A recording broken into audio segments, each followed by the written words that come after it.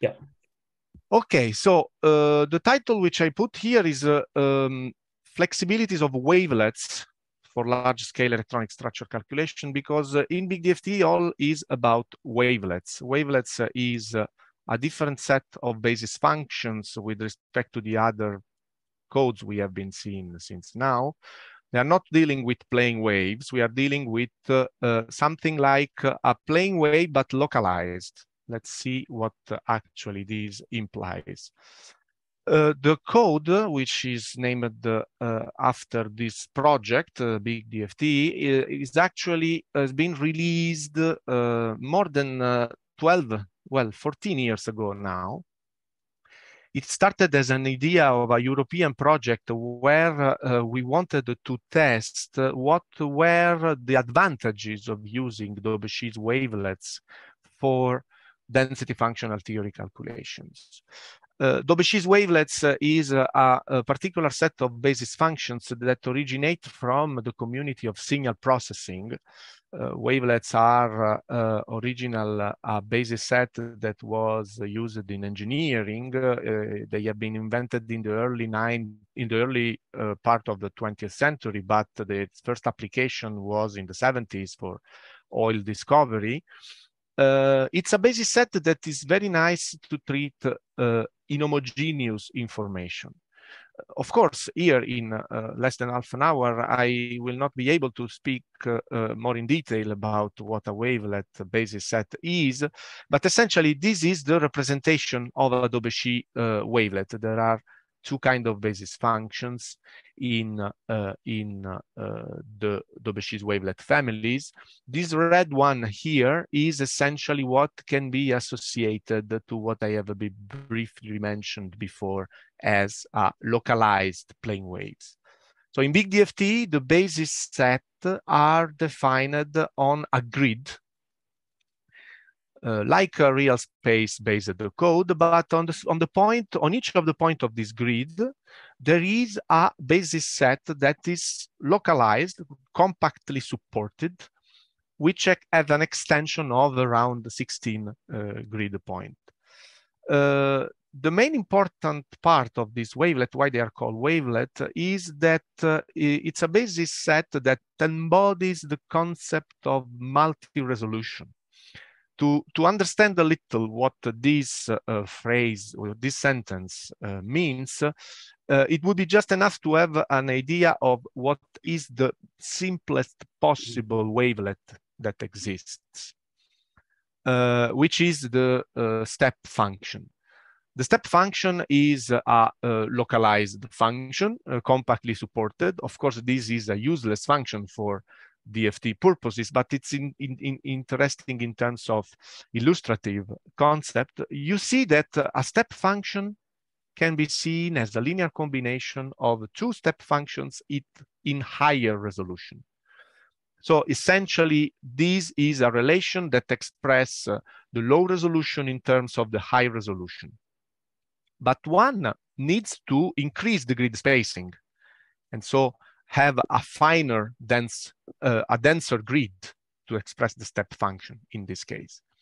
Well, by adding another set of function to this original step function, in the same grid spacing of the low resolution part, one can express the degrees of freedom which are missing for the low resolution to express the high resolution. So essentially, this is the concept of the wavelet. The wavelet basis is made by the scaling function and the wavelets, which are a basis set that can contain higher resolution degrees of freedom, but on a grid that is still of the same mesh, of the same spacing of the low resolution grid. So essentially, with these linear combination of basis function, one can increase the resolution without modifying the overall grid space, and increase the resolution only where it is actually needed to be increased. That's the idea of an inhomogeneous signal. So essentially, in a BigDFT-like computational setup, one has two kinds of grid points. The grid points which are nearby the atoms, where the concham orbitals vary more rapidly, are also host wavelets degrees of freedom, and they have a double resolution degrees, but they are localized around the core atoms. Whereas the points which contain the diffuse part of the concham orbitals may only carry 1 degree of freedom at a low resolution.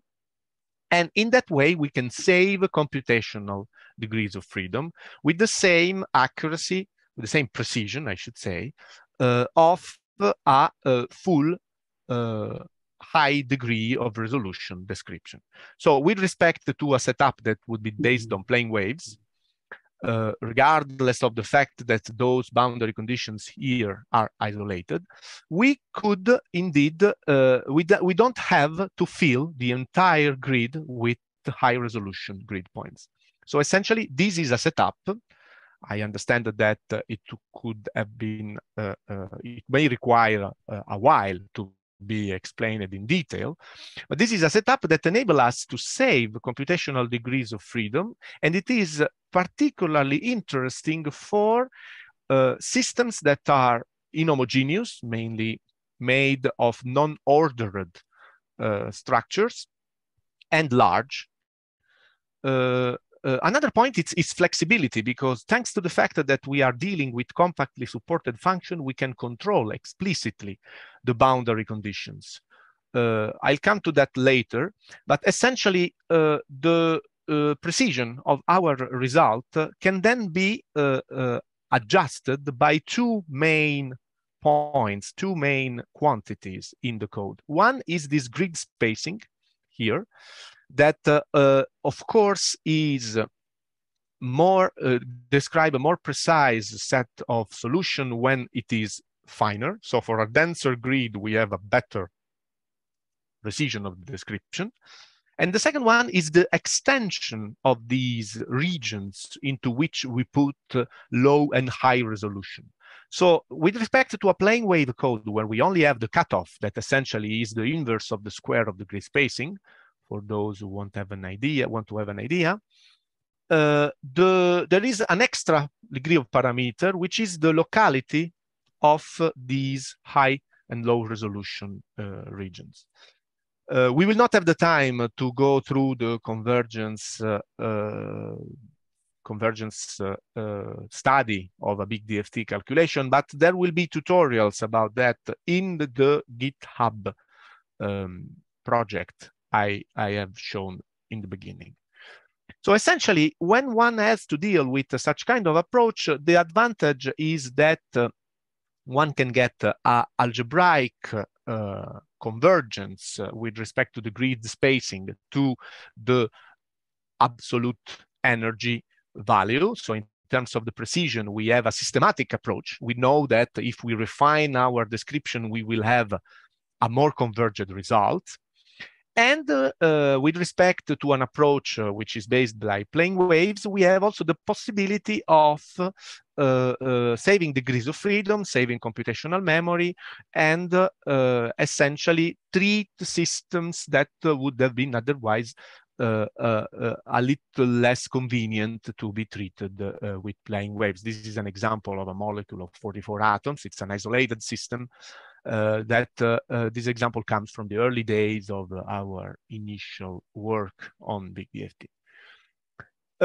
Then, thanks to the fact that the code is constructed by a basis set which is compactly supported, the main operation of the concham Hamiltonian in BigDFT are expressed via convolutions with relatively short and separable filters.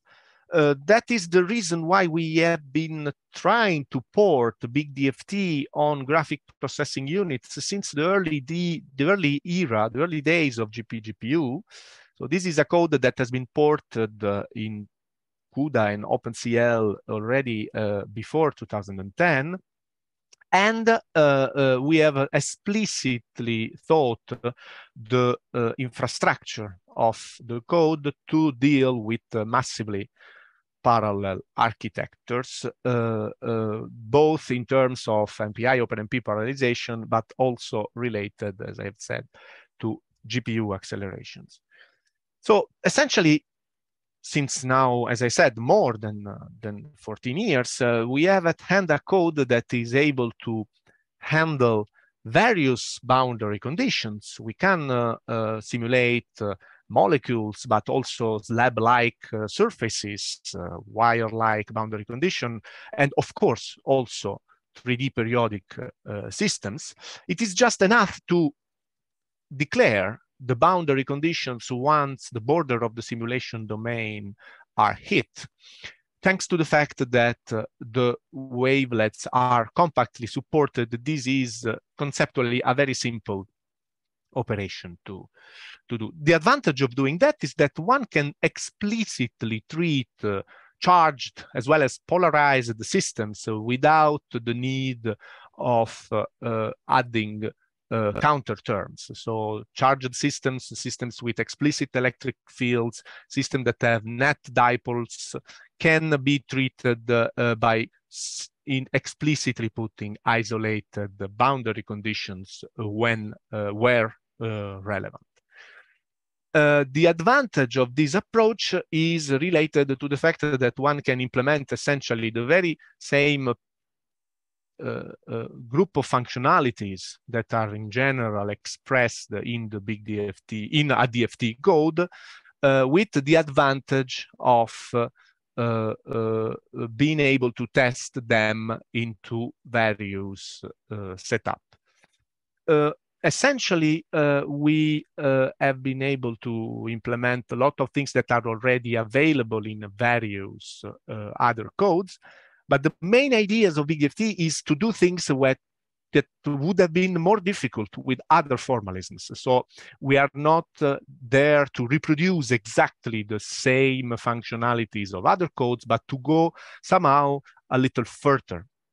And this led to the development of the linear scaling part of the code, so the linear scaling BigDFT version of this code, which is essentially one of the aim of the end of our half-day walkthrough around this BigDFT code.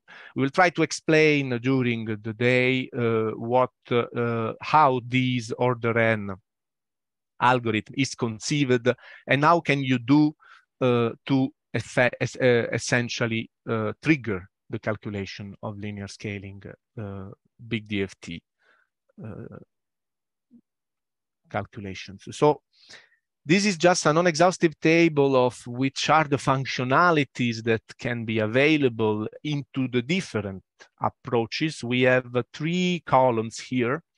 The first column is related to what I am just about to briefly present now, which is the cubic scaling DFT calculations. You know that a traditional approach to DFT has a computational dwell time that scales with the third power of the number of atoms n of the system.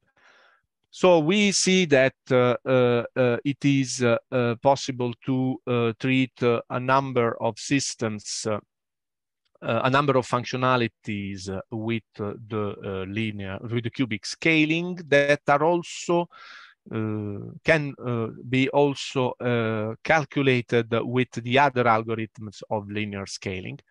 There is a third column here, which is the fragment approach. We will try to briefly mention that during the morning. The idea is that one can even split the computational degrees of freedom of the system into a collection of frozen regions that are those fragments, and extract the self-consistent density in the basis set of those frozen regions. This is something that is not necessarily the main topic of today, but it could be interesting to mention. Another important point of the wavelet part is that it enables a very explicit approach for the Hartree potential, for the calculation of the Hartree potential.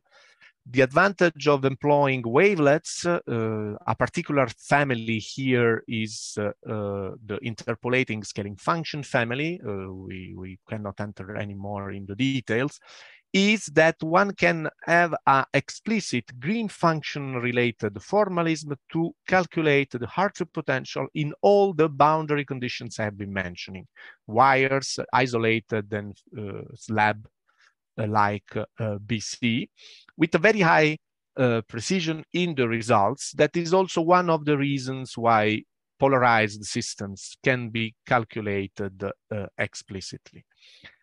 This approach enabled us to benefit from the GPU acceleration also for hybrid functionals.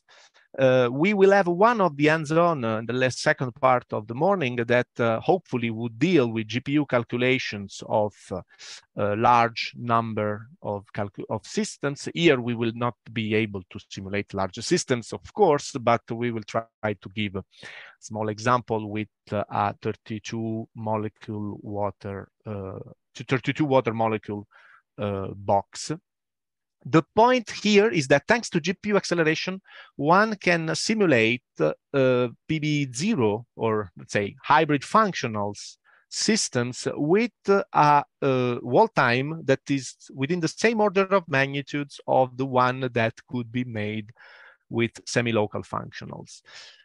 We will see in the tutorial some considerations about that. But the point here is that the efficiency and the precision of this Poisson solver are very handsome in this regard.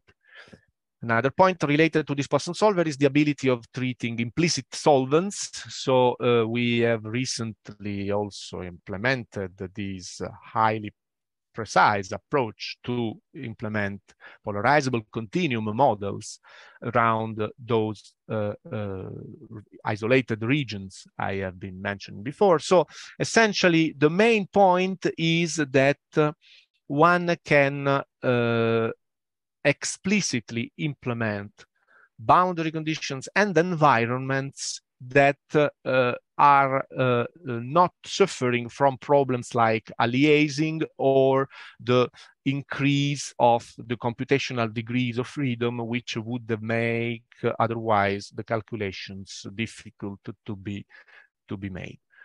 So the main point of this presentation is to give you a very large overview of what is the cubic scaling idea beyond the BigDFT code, but you will see now in what Laura is going to present that this is just a first step towards what we have been trying to achieve in this decade, is to exploit the locality of the wavelets to really treat systems that are much larger than the ones that are usually treated with the cubic scaling code. So I leave the stage to Laura to present what we mean with the linear scaling algorithm, and then I will just take back a few minutes to present the idea of the tutorial of today before Martina will start trying to do a walkthrough in the first notebook. But let's first terminate our overview of what we would like to illustrate today about the BigDFT functionalities. So Laura, you can. Okay, yeah. So as Luigi mentioned, so I'm going to talk about how we do the idea behind linear scaling BigDFT is, as Luigi mentioned, is to treat large systems. So by which we mean thousands or tens of thousands of atoms. And for people who are not used to doing that, you might already ask the question, why do we actually need to do DFT for such large systems? I'm not going to go into details, but just to give some hints of the kind of things that are useful is sometimes we might want to bridge the gap between quantum mechanical methods and molecular mechanics methods. So either because we want to test, for example, QM-MM approaches, maybe we want to do QM-MM with a larger QM region, maybe we want to kind of test and validate some other approach for a large system. And to do this, it's very helpful to be able to treat thousands of atoms. Sometimes we also want to calculate something that's kind of explicitly quantum mechanical, so excitations, for example, or we want to just look at intrinsically complex materials, so extended defects or disorder, or biological systems where you just intrinsically have a large number of atoms. But if you can do this kind of thing and look at such large systems, it also opens up new ways of working, which I'm going to just kind of very, very briefly go over at the end of this talk. But the idea being that we can somehow break down our systems into a fragment-based description without having to use our chemical intuition. So the results come purely from the simulations.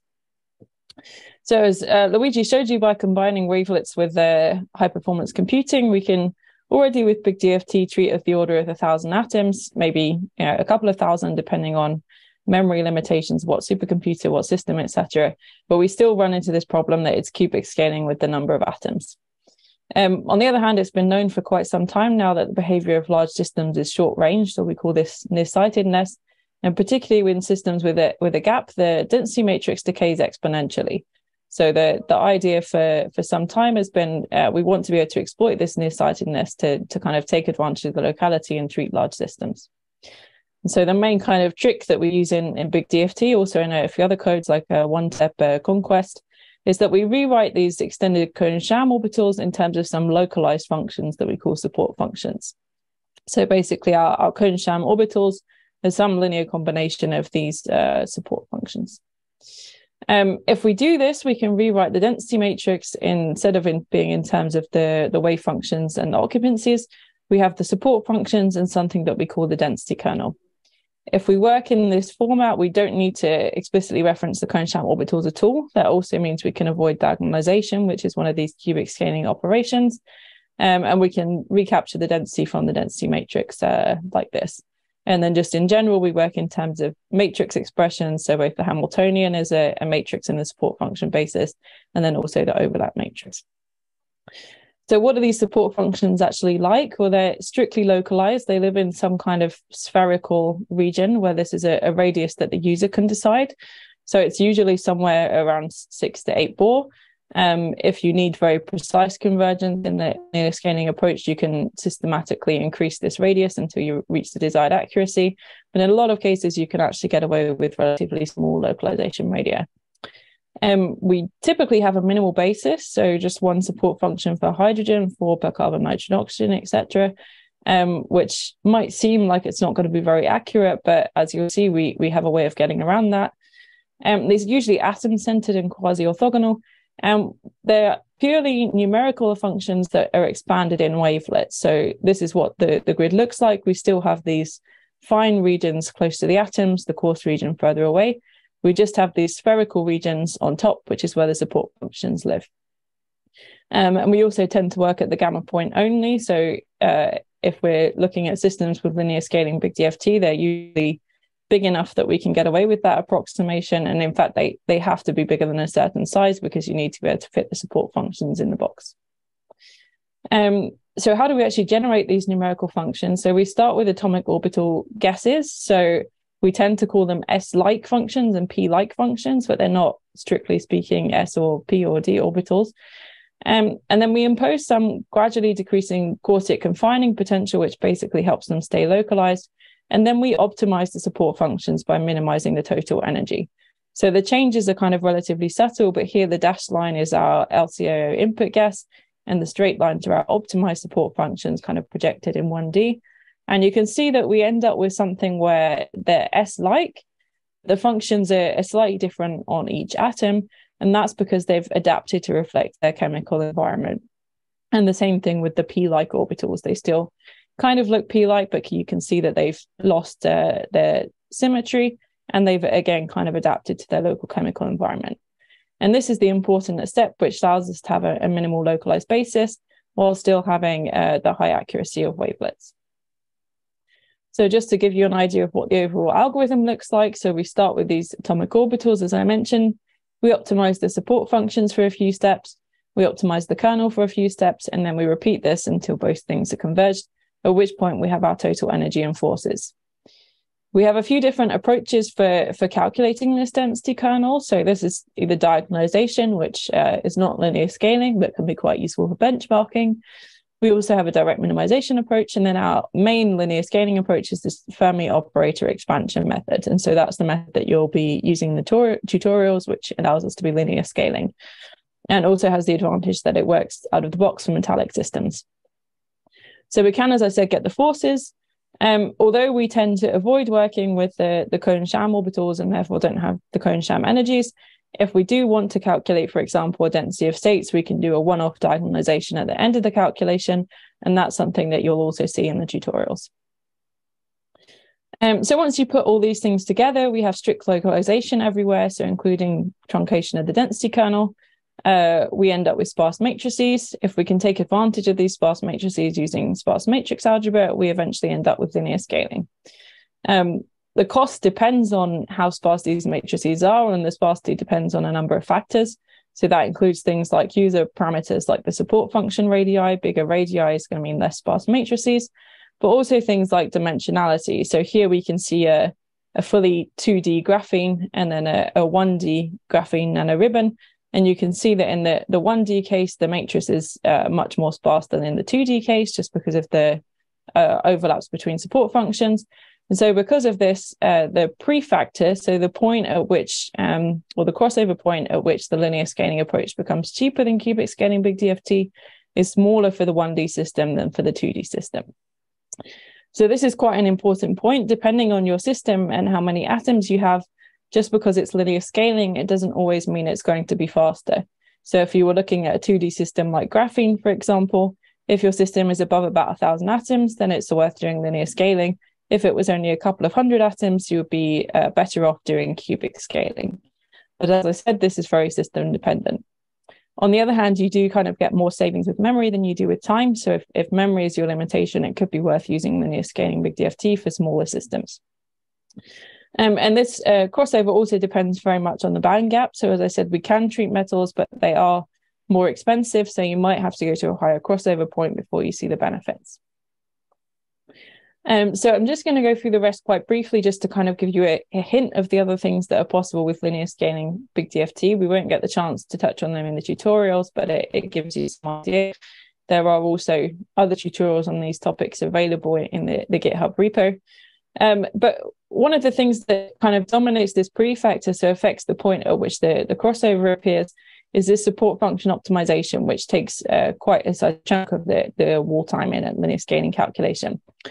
But as I said, the support functions adapt to reflect their local chemical environment. So we might expect that for similar environments, we're going to have similar support functions. And so we had the idea already a few years ago now to reuse these support functions somehow.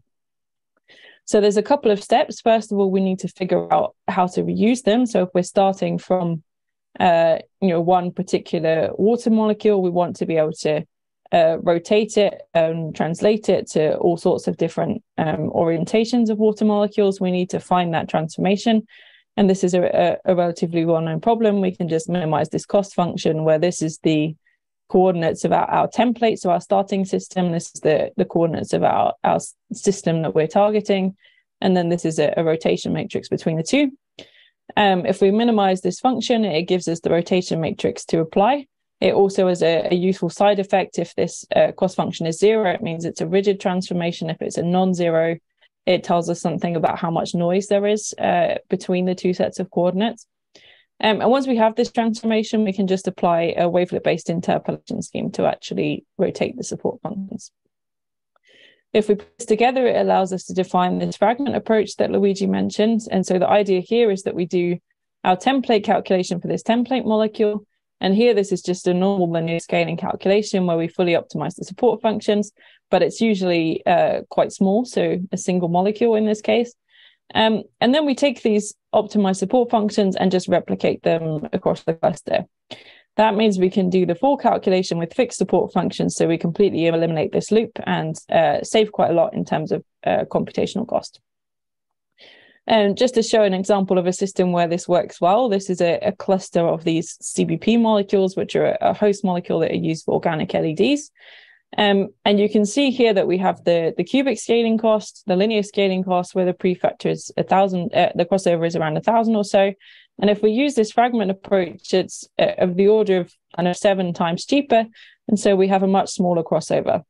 So for systems where this works, you can see we reproduce the DOS. We do have quite a small energy error compared to the 4 cubic scaling approach as well. And essentially this works well if we have relatively weakly interacting fragments, which are not too distorted, where the cost function that I mentioned tells us something about the level of distortion. I'm not going to go through into any detail, but we can look at things like this OLED system I just showed to a host guessing material and try and understand things like charge transport properties using this fragment approach in combination with constrained DFT. And we can also use this approach for extended systems, so not just for molecules, but instead of optimizing our support functions for an isolated template, we take some what we call pseudo fragments and optimize those in some representative environment. And that allows us to also look at extended systems using this approach. So just to summarize the approaches that we have in BigDFT, we have our cubic scaling that Luigi talked about. If we impose some kind of localization, we have the linear scaling approach. If we take advantage of some repetition to avoid optimizing the support functions, we have a fragment approach. And as Luigi mentioned, we also have implicit solvent. And so just finally, very briefly, I want to kind of give you some hints about the types of analysis we can do. So if we work with support functions, they're a localized quantity, and that's quite useful for calculating things like predicted states, as we've done here, atomic charges and multipoles. But we also want to extract additional information. And so we do this in the forms of 2 indicators. One we call the purity indicator, which based on the density matrix allows us to identify pure, or in other words, separable fragments from the system. And then we also have the fragment bond order, which allows us to quantify the interactions between fragments. And this allows us to do things like a charge analysis, for example, here of DNA in some solution. We can use the purity indicator to kind of identify how pure the different fragments in the system are, in this case, the nucleotides, and then look at the charges associated with those. We can also do things like identify an active, if we have an active site, we can identify some kind of region based on the purity indicator and fragment bond order, which kind of gives us an idea of what we might want to use for active and embedding regions for QMMM. And we can also use the fragment bond order to look at interactions between, in this case, different amino acid residues, as well as these copper atoms. So this kind of gives us a coarse-grained view of systems, which can be really quite useful. And then just finally to answer the how big can we go with BigDFT? So recently we managed to converge the COVID spike protein, which is of the order of 50,000 atoms, using linear scaling BigDFT, so fully optimizing the support functions, not with the fragment approach, also with implicit solvent. And then we can do the kind of things that I showed, look at the interactions between residues in very large systems like this. And so that's all I wanted to say about linear scaling BigDFT. So I'll just hand back over to Luigi to wrap up this introduction session. Thank you, Laura. I will take a little back. I was about to answering some of the questions while pushing on GitHub. There are some questions about the stress and forces associated to wavelet code. I take profit of that to also recall that by design there is no intrinsic limitation that Daubechies wavelet DFT code can do. Essentially, all the functionalities that are already existing in a plain wave code can be implemented also in a wavelet-based code. Is essentially, you can think at wavelet exactly as you would have think to plain waves, just with the localized support in a bonus. So what we are still dealing with is the compromises between the manpower required to implement already existing functionalities with respect to the added value that the formalism will bring to us. For these reasons, we didn't focus on the traditional approaches of plane waves. We decided that first to go towards very large systems, gamma point, orthorhombic cells, and such kind of simulation. Because of course, to deal with homogeneous crystalline systems, the plane wave formalism is much, let's say, completely fit with all the needs, and that are essentially the reason why we focused on those directions. Another thing I wanted to mention before moving to the end zone is the way in which we have conceived the release and the distribution of the code. As we were implementing things that conceptually were already existing in the community, we focused on the point of enforcing modularity between the different pieces of the different libraries now of the BigDFT suite. So the code is not released as a single compilable project. It has been conceived as a collection of various modules, some of those that come already from other codes. There has been a question about the original merging of BigDFT inside Abinit, which was among the aim of the original BigDFT project, where Louvain-la-Neuve were involved. And essentially, the code also takes some portions of library from Abinit, and as well the Poisson solver library or the chess library, for instance, that is responsible of Fermi operator expansion algorithm, are also released inside other and distributed inside other suites. So there is a number of packages. One of those is the one which you perhaps are barely seeing here, whose name is PyBigDFT. Essentially, PyBigDFT is the front end from the user perspective of the code. All of our calculations are pre and post processed via PyBigDFT.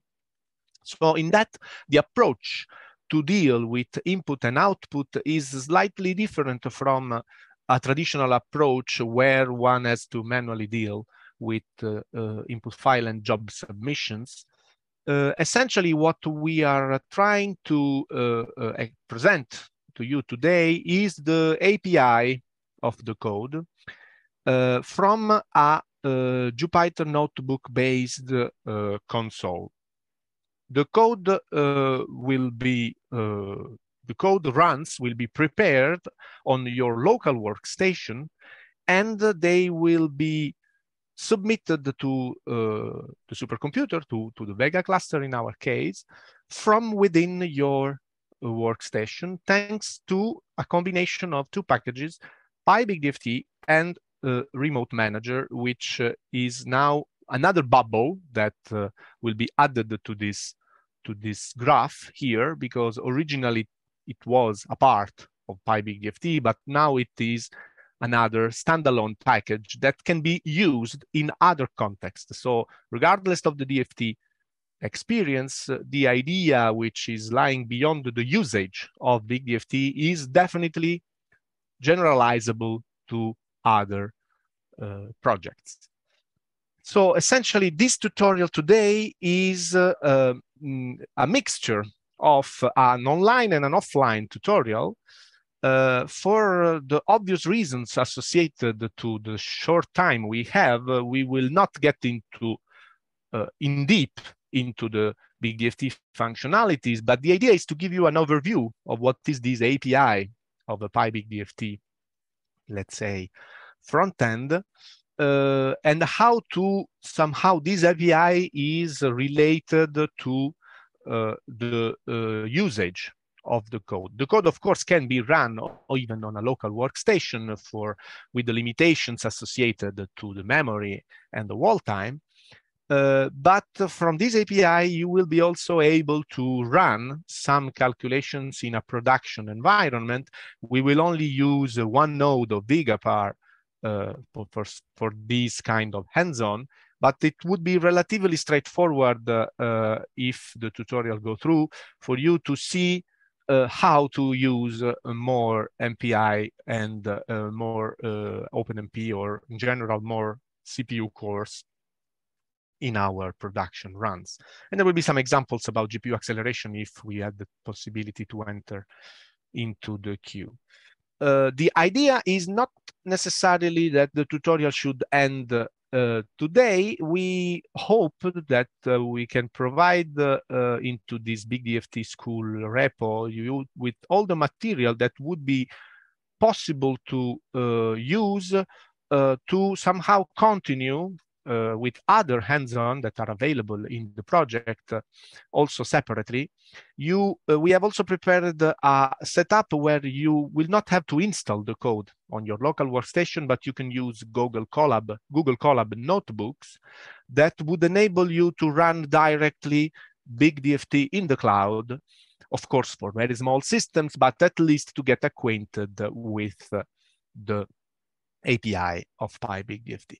So that essentially presents more or less the main idea. Beyond, I leave the stage to Martina that will present the main ideas on how to create an input file of BigDFT and how to create the various representation of a system that will then be simulated with the code. So we are going to deal with the system preparation and the input file somehow preparation of the code.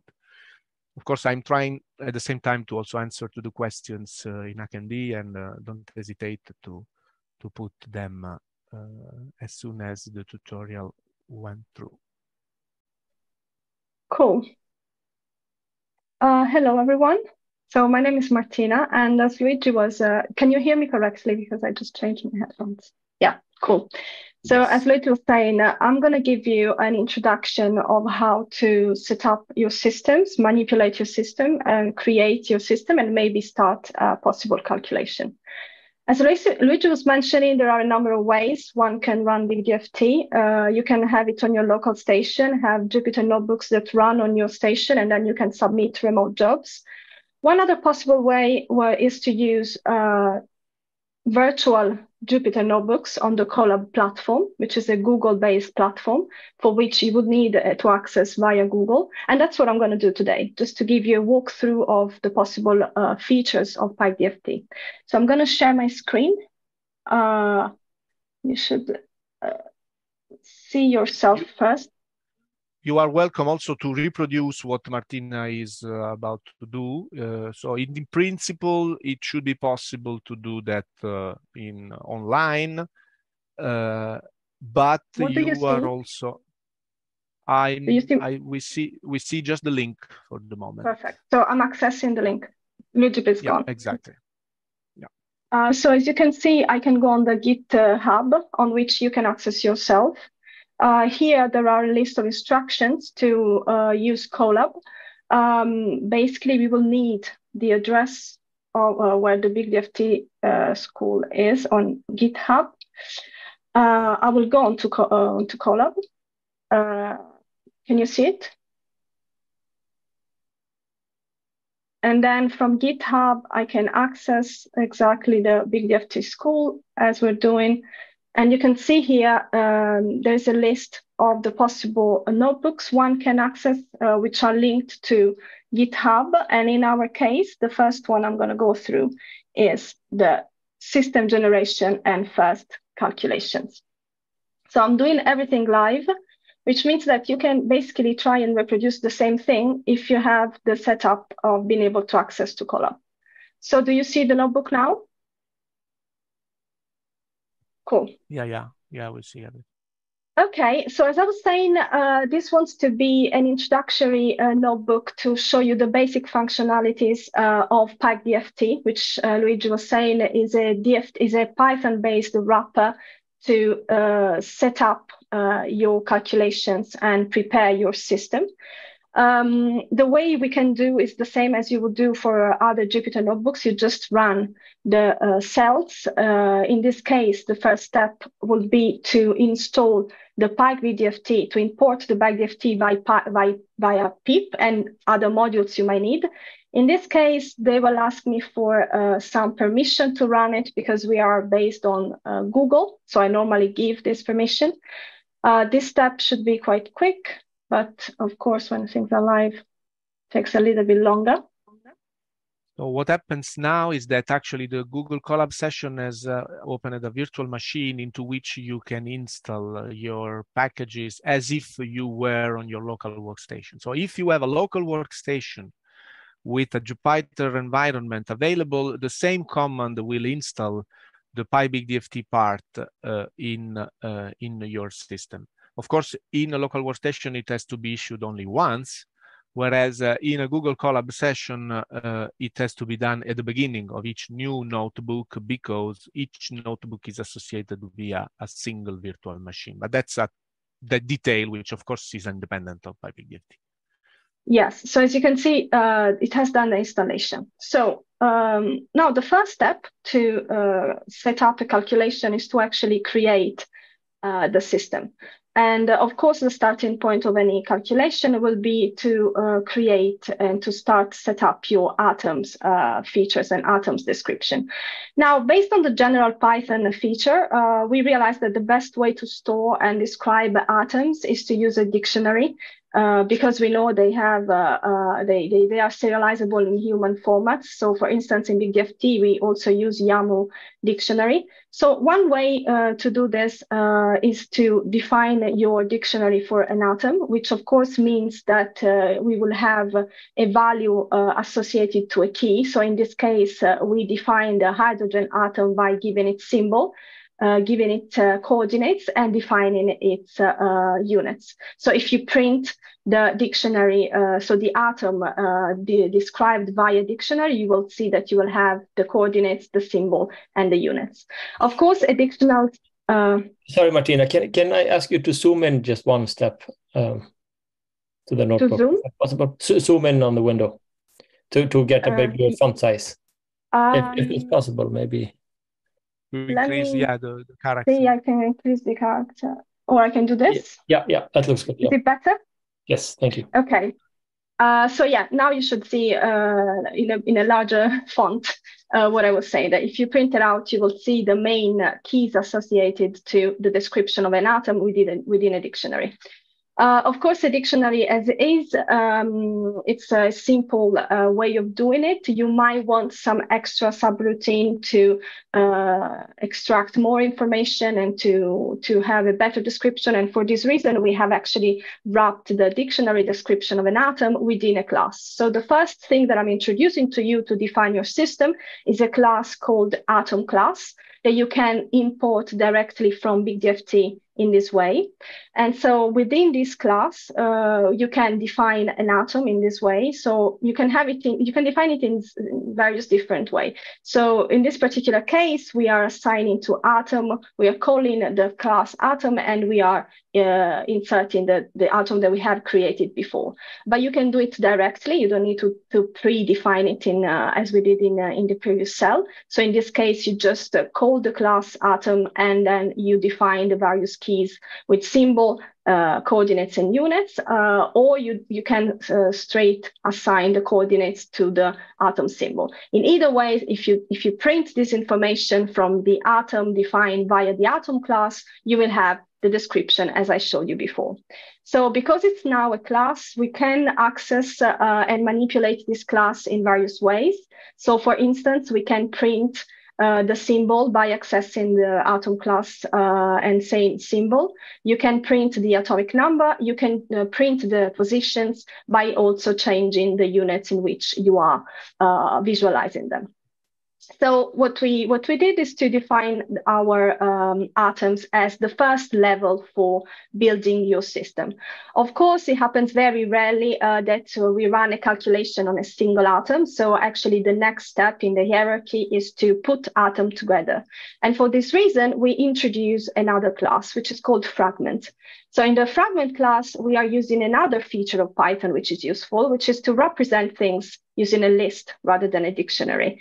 In fact, if we imagine to have 3 atoms defined in the ways that I've just shown you by using the atom class, in this case, oxygen, hydrogen, hydrogen, we can build the water molecule, for instance, by using and importing the class fragment. So in the same way as I showed you before, from BigDFT, we import the fragment, and we can build fragment 1 by combining together the 3 atoms that I just defined. So by calling fragment class and doing atom 1, atom 2, atom 3, you can see we have created something that has length 3, and we can print various properties, and this is the centroid is one of those. And this is related to the fact that we are representing the fragment class as a list. So it means that you can build your fragment using various Python infrastructure. So you can append atom 1 and then enlarge your fragment by adding more atoms. So you can extend your list by building the fragment. Okay, so I've presented the first class, which is atom, and combining the atoms with the fragment class, we have built a more complex species, which in this case is water. We can take advantage of other functions of Python, like for instance, deep copy, to manipulate our system further.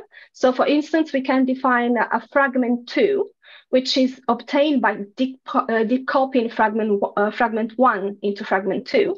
And then we can proceed by, for instance, translate fragment 2 by 10 angstrom in this case, or even rotate fragment 2 by 90 degrees in this case, because as usual, we can add features like the units.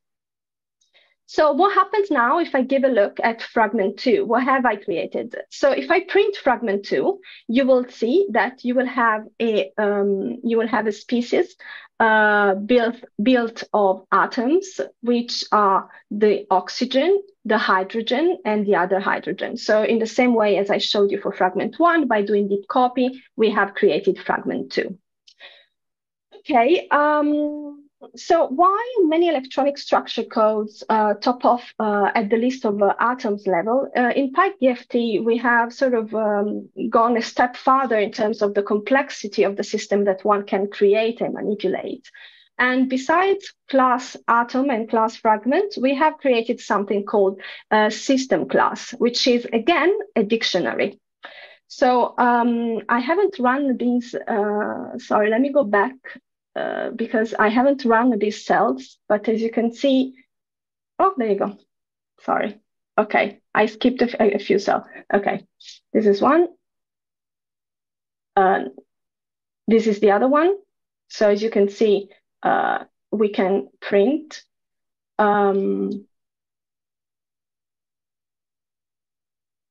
Okay. So by running the cells, I can go through the notebook live in this case. And there you go. Okay, so now we are at the system class. So in the system class, as I was saying, we have a slightly higher level of complexity, which means that we can build a system by combining fragments. In the same way as we have preceded before, we can import the system class from BigDFT, and we can define a system by assigning to this system the fragments that we want to combine. In this case, we have that fragment 1 corresponds to something that we call water 0, and fragment 2 corresponds to something that we call water 1. And if I print this now, so if I print system, which is the new instance that I have created, you will see that this system now is made of 2 parts. One is a water 0, which is the one that we have added to this, and the other is water 1. So we have created something that is made of 2 fragments. in this case, I'm just saying that in general, you can call the elements of your class which way you want, but we follow a convention of give it a name and an identifier separated by a colon, like we're doing in a column, like we're doing in this case. So just to confirm the way you can navigate the system that we just built and the way the hierarchy is made of, we can loop over the ID of the fragments and the fragment themselves within the system that we just created. And if we print the fragment ID, you will see the water 0 and water 1 in the same way we have defined it. And then if we loop over the atoms within each fragment, you will see the elements of, that we have set up, which in this case are water. There are 2 water molecules. So this is exactly the simplified representation of the hierarchy we have built. So now that we have reached the top level, meaning that we have combined atom into fragments and we have combined fragments into a system made of 2 water molecules, we can display what we have created by visualizing them within the notebook. And you will see that this is made of 2 water molecules as expected, which are colored in 2 different shades, 2 different colors, which means that we are looking at 2 separate fragments. But the manipulation can go farther. We can combine 2 different fragments into one in a single group. For instance, we can create a system 2. System 2, which we'll call combine 0, can be given by the sum of the systems. So in this case, if I sum the system and display, we will have it into colors, which means that this is now a single group. Because we are slightly behind, so there is a way you can still take advantage of deep copying to construct different views of the same systems. One particular interesting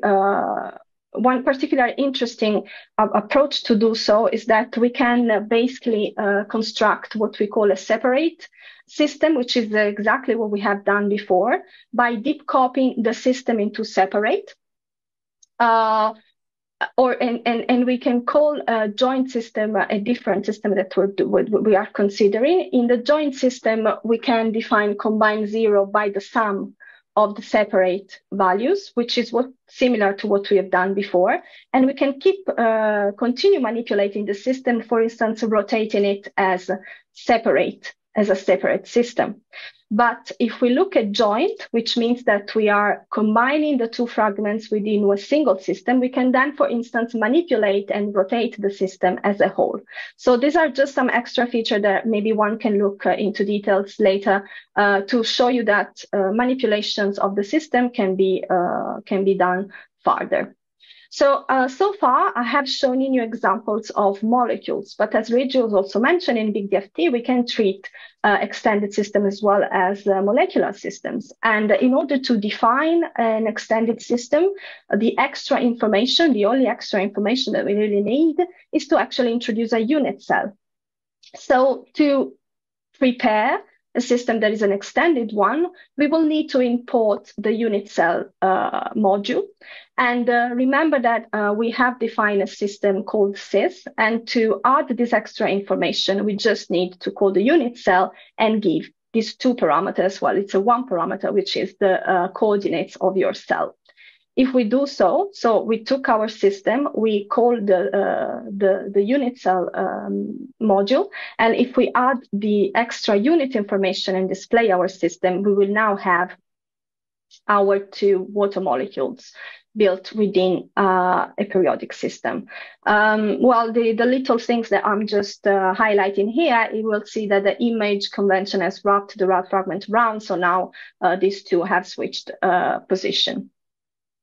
Okay, so we know now how to also build an extended system. We can navigate the information with this new extended system in the same way that we have done earlier, by looping over the fragment IDs and looking over the fragments and then printing all of the information. We can see that water 0 has these particular coordinates, water 1 has these other coordinates, but you can also, we can look at 2 different features. We're allowed to get the positions, but also to visualize the cell. which is visualized here. So get position angstrom cell will show you the coordinates of the cell. As always for periodic system, we can also introduce a visualization of the positions as reduced positions, as fractional positions. So this can be done by adding the extra feature in the get position instance of reduced. So now we have the water molecules positions represented as reduced coordinates. One other feature of the class system is that one can actually look at the positions as a dictionary, a YAML dictionary, which can be a nice readable format for humans. And in this case, if you print the positions using a get posimp, you will see the position represented in this very way. So we now got to a point where we can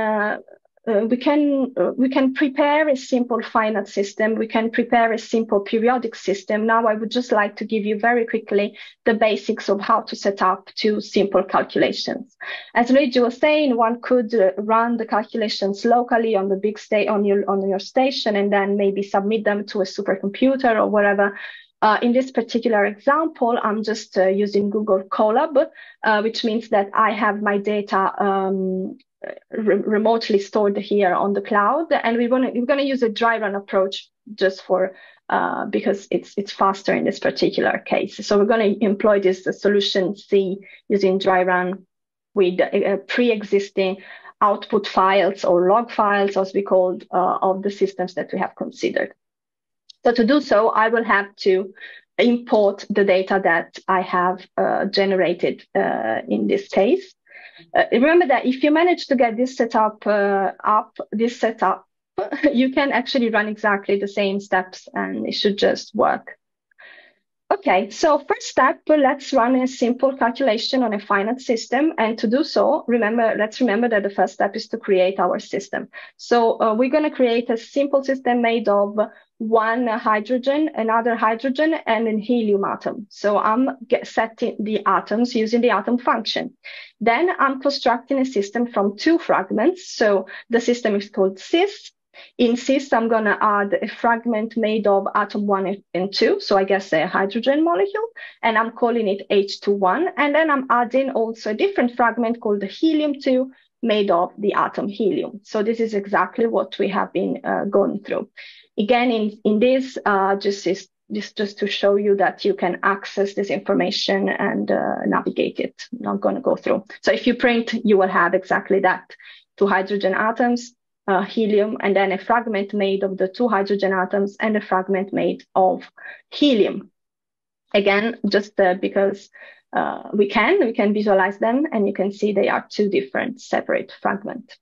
Okay, now the first part that you will need to run your calculation, which is we need to make an input file. And as Luigi was saying, in the BigDFT formally like infrastructure, the input file can be made by importing the input file module and setting up a number of parameters that the input can take. So in this particular case, we are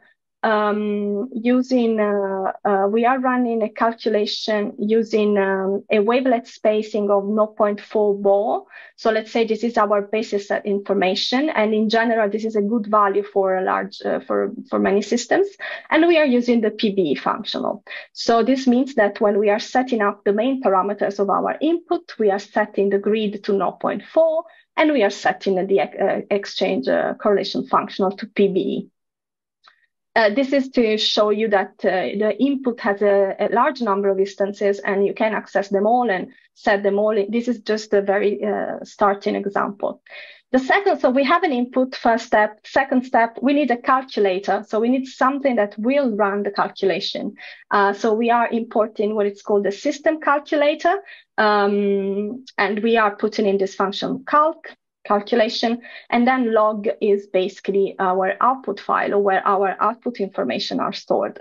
So log is going to be equal to the calculator, which is going to run our calculation, and the run instance will take a number of input. One is the system, So the system is going to be the one we have built. The other is the input. So we are giving it the parameters to run. We're giving it a name, and then we're given a directory in which to put our output. So I import the calculator. I run the calculation into the log, and then now I have all of my output information into log. And because it's a function as we have defined in it, it's a class as we have defined it, we can access a number of instances in log. We can access the energy, we can access the eigenvalues, the memory information. So just in the same way as we have done for other functions.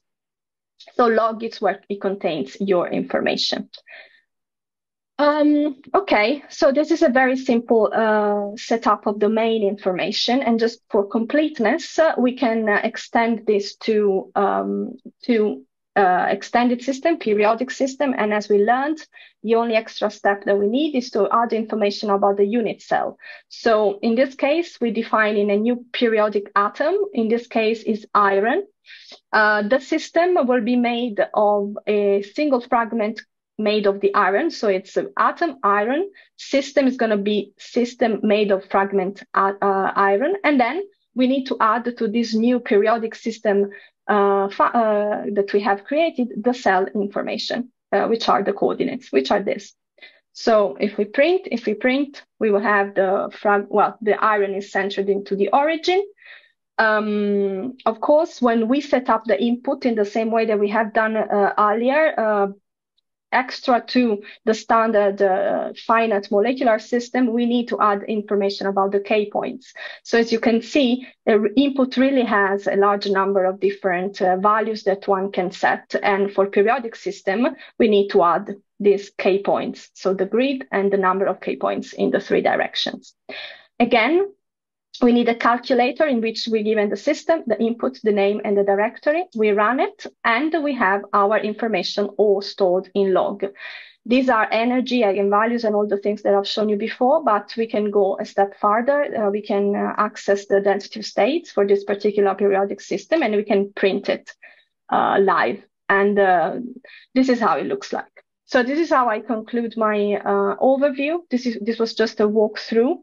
I hope I've given you the basic information to run calculations. But of course, now in the next, I lost you. No, you are still here. No, I lost the window. Ah, okay. Okay. Yeah.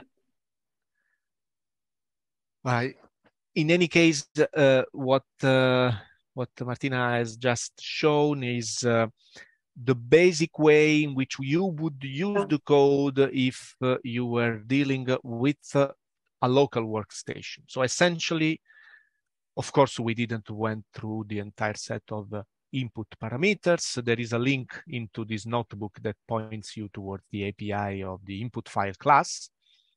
There is a number of things we didn't. Of course, the setup of the systems is very, very basic. Those calculations are phony. Essentially, it's just for demonstration. But now the point is that we don't want to do calculations only on a workstation. Of course, we would like to employ the same setup, but doing the calculations remotely. So essentially, the idea now is to try to understand whether it is possible to simulate and create a system locally and simulate it remotely without having to deal with all the infrastructure you all know about job preparation, input file preparation, job submissions, data creation, data retrieval, and coming back on your local workstation on the notebook. So that is the idea of our second introductory walkthrough, which is associated to the remote manager approach, originally called the remote runner in PyBigDFT, but this is something that may be also useful beyond the DFT in general. As soon as you have some Python function that you would like to execute remotely and retrieve the result immediately. Of course, we are not dealing with proper workflow management because we are not interested in this sense at the concept of data provenance or at the concept of database of runs. Here, it's a kind of extension of the Python console towards remote calculations. So now, Luis is going to introduce you with the main ideas beyond this remote manager before the coffee break, and then we'll try to make a point on how to proceed with real calculations on Vega and the second part of the morning. Please, Luis. Okay, thank you, Luigi. So I can figure out which Chrome window I need to show. Go through a brief presentation just to give you a general sense of what we'll be looking through here. So, as Luigi mentioned, Remote Manager helps us run BigDFT functions on remote machines, although obviously it's not limited to BigDFT. You'll also see quite a lot of similarities with the AIDA stuff that I believe you went through earlier in the week. So there may be some parallels here you can draw from. So this short presentation will just give you a general sense of stuff. There's a notebook which you can go through as you wish, which will definitely run a script or a function on your machine if you have it installed, or on Colab. And if you have it installed on your local machines, you can also submit to the front end of Vega, although not on the nodes. You'll see how simple the function is. So to begin here, a brief table of contents. So I'll give you a small description of the Remote Manager package itself, give you a top-down view of the package, run through a very quick tutorial. You should see how simple it is to get stuff to run. I'll wrap up and then we'll move on to the notebook and we can go through that together, or I can run through similar to the last presentation as people wish. So Remote Manager is a workflow tool that helps you interact with high-performance machines. In short, it handles the job submission and any data organization for you. The only requirement is that you require a passwordless connection to the remote machine of choice. So you should be able to just type SSH user at machine, or have some sort of SSH config available to be able to do this. Provided this this requirement is fulfilled, Remote Manager should work just fine. So here's a top-down view of how the package works. So as we have touched on and implied a few times, Python functions are the input method and that does all of the data processing for you. These functions are what do the actual calculation, and they get run on the remote machine. So everything you need for your highly complicated calculations, such as returning hello world, needs all of the stuff in there for it, as you'll see that in the later functions. This will then get stored within what's called a data set. This is, in essence, what stores everything for you and is the core of all of the workflow that we'll be using. You can also append runs at this point to give any data that you require to be processed. Once you have your runs and your function, you can send them off to the remote machine via the run function. So here we now have the concept of a local and remote side of our workflow. And then once you've got the results on the remote machine, you can bring them back using fetch results, and then they also get stored within the data set and can be accessed at any point, even offline. While this is ongoing, everything gets stored within a YAML format database. It's a checkpointing function that happens automatically, although you can call that yourself if you want to just save your progress and go home or go for a coffee or whatever. This also adds some extra redundancy against your data files being clobbered or destroyed. So there's some nice extra resilience there. It's very similar to AIDA's concept of a database, although much more simple in that it's just a file and is in essence human readable if you know what's going on internally. So a very quick tutorial, and then we'll move on to the notebook. So the function really is the most important section of your workflow. It's what actually does the calculations. So in theory, this is where you should spend the most amount of time tinkering, because this is where the actual science happens. As I mentioned earlier, it has to contain everything you need for your computation, including any inputs. So here we have a compute function that takes 2 inputs and returns the multiplication of the pair of them. We're simulating a longer calculation here using the Python time module to just sleep. And you'll see that we actually need the time module within the function, as this function runs by itself on the remote machine, and we can't assume that the time module is available.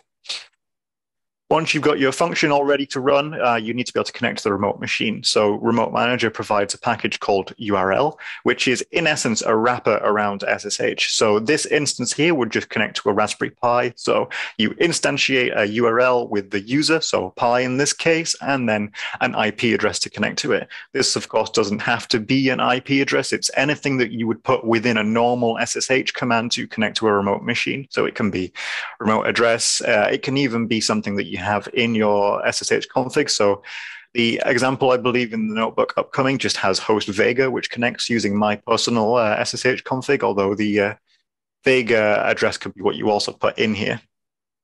Just as a quick aside, the URL module doesn't have to be used just for connection. You also have these useful functions. The main one that I tend to use personally is the CMD method. Anything that you pass in here will then get sent to the remote machine and executed there. So you can do a url.cmd with an ls in there, and it will return a list of files. So here we're just echoing a string, but you can imagine any command that you would want to run on the remote machine can be done here. Now we have our function and our remote connection. We need the actual data set itself that we mentioned. So this is a very basic setup for a data set where you put in your function and URL. This, in theory, is all you really need to run a function on a remote machine, although obviously if you're going to be doing more complex things, such as running on the nodes, you'll need an actual script. Here, the script is just a bin bash because the example would just run as a basic Python function, although here you can put a full job script if the function is something that needs to request resources. I also like to specify a local and remote directory, although there are defaults within there. This means you can suggest to the dataset where it should put the files on your local machine and also where everything gets sent to on the remote machine. So you can just have a little bit of workflow organization there. And now we've got our dataset. We just need to append some runs. So if you remember, the function that we're using in this presentation takes two inputs, A and B.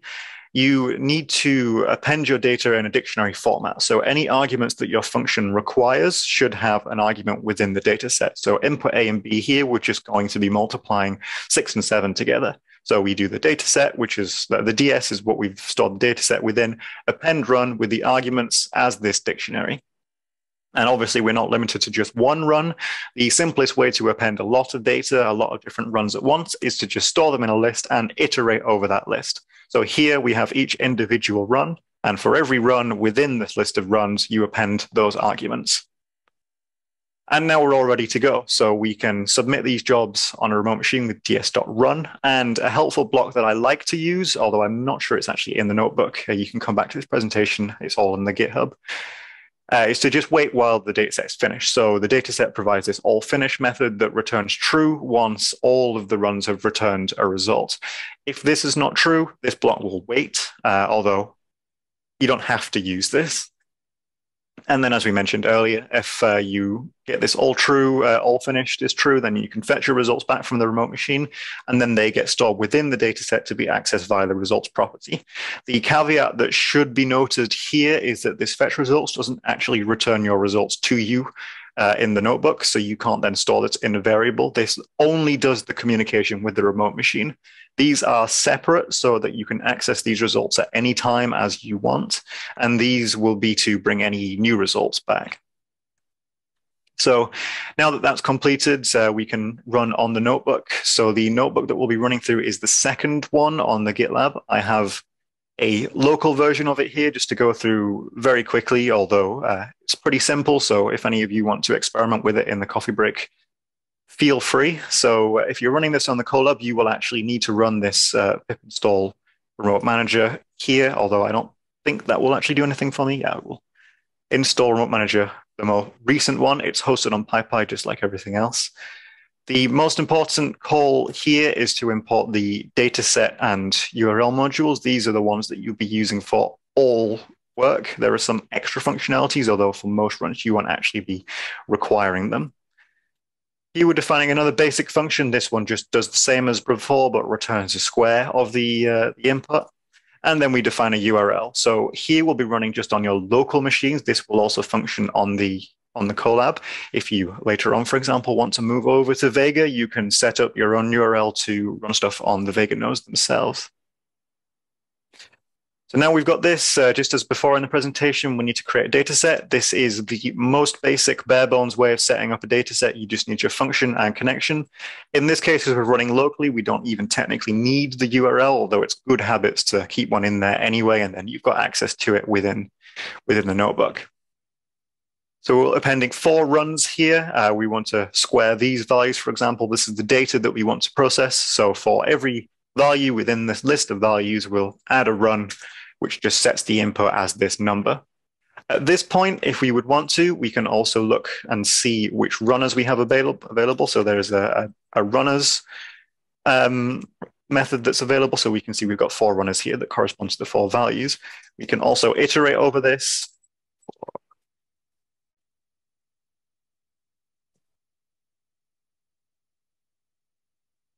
which will show us the input arguments that we put in there in the first place. This gives you an idea of the sort of debugging you can do if stuff isn't behaving as you'd expect it to.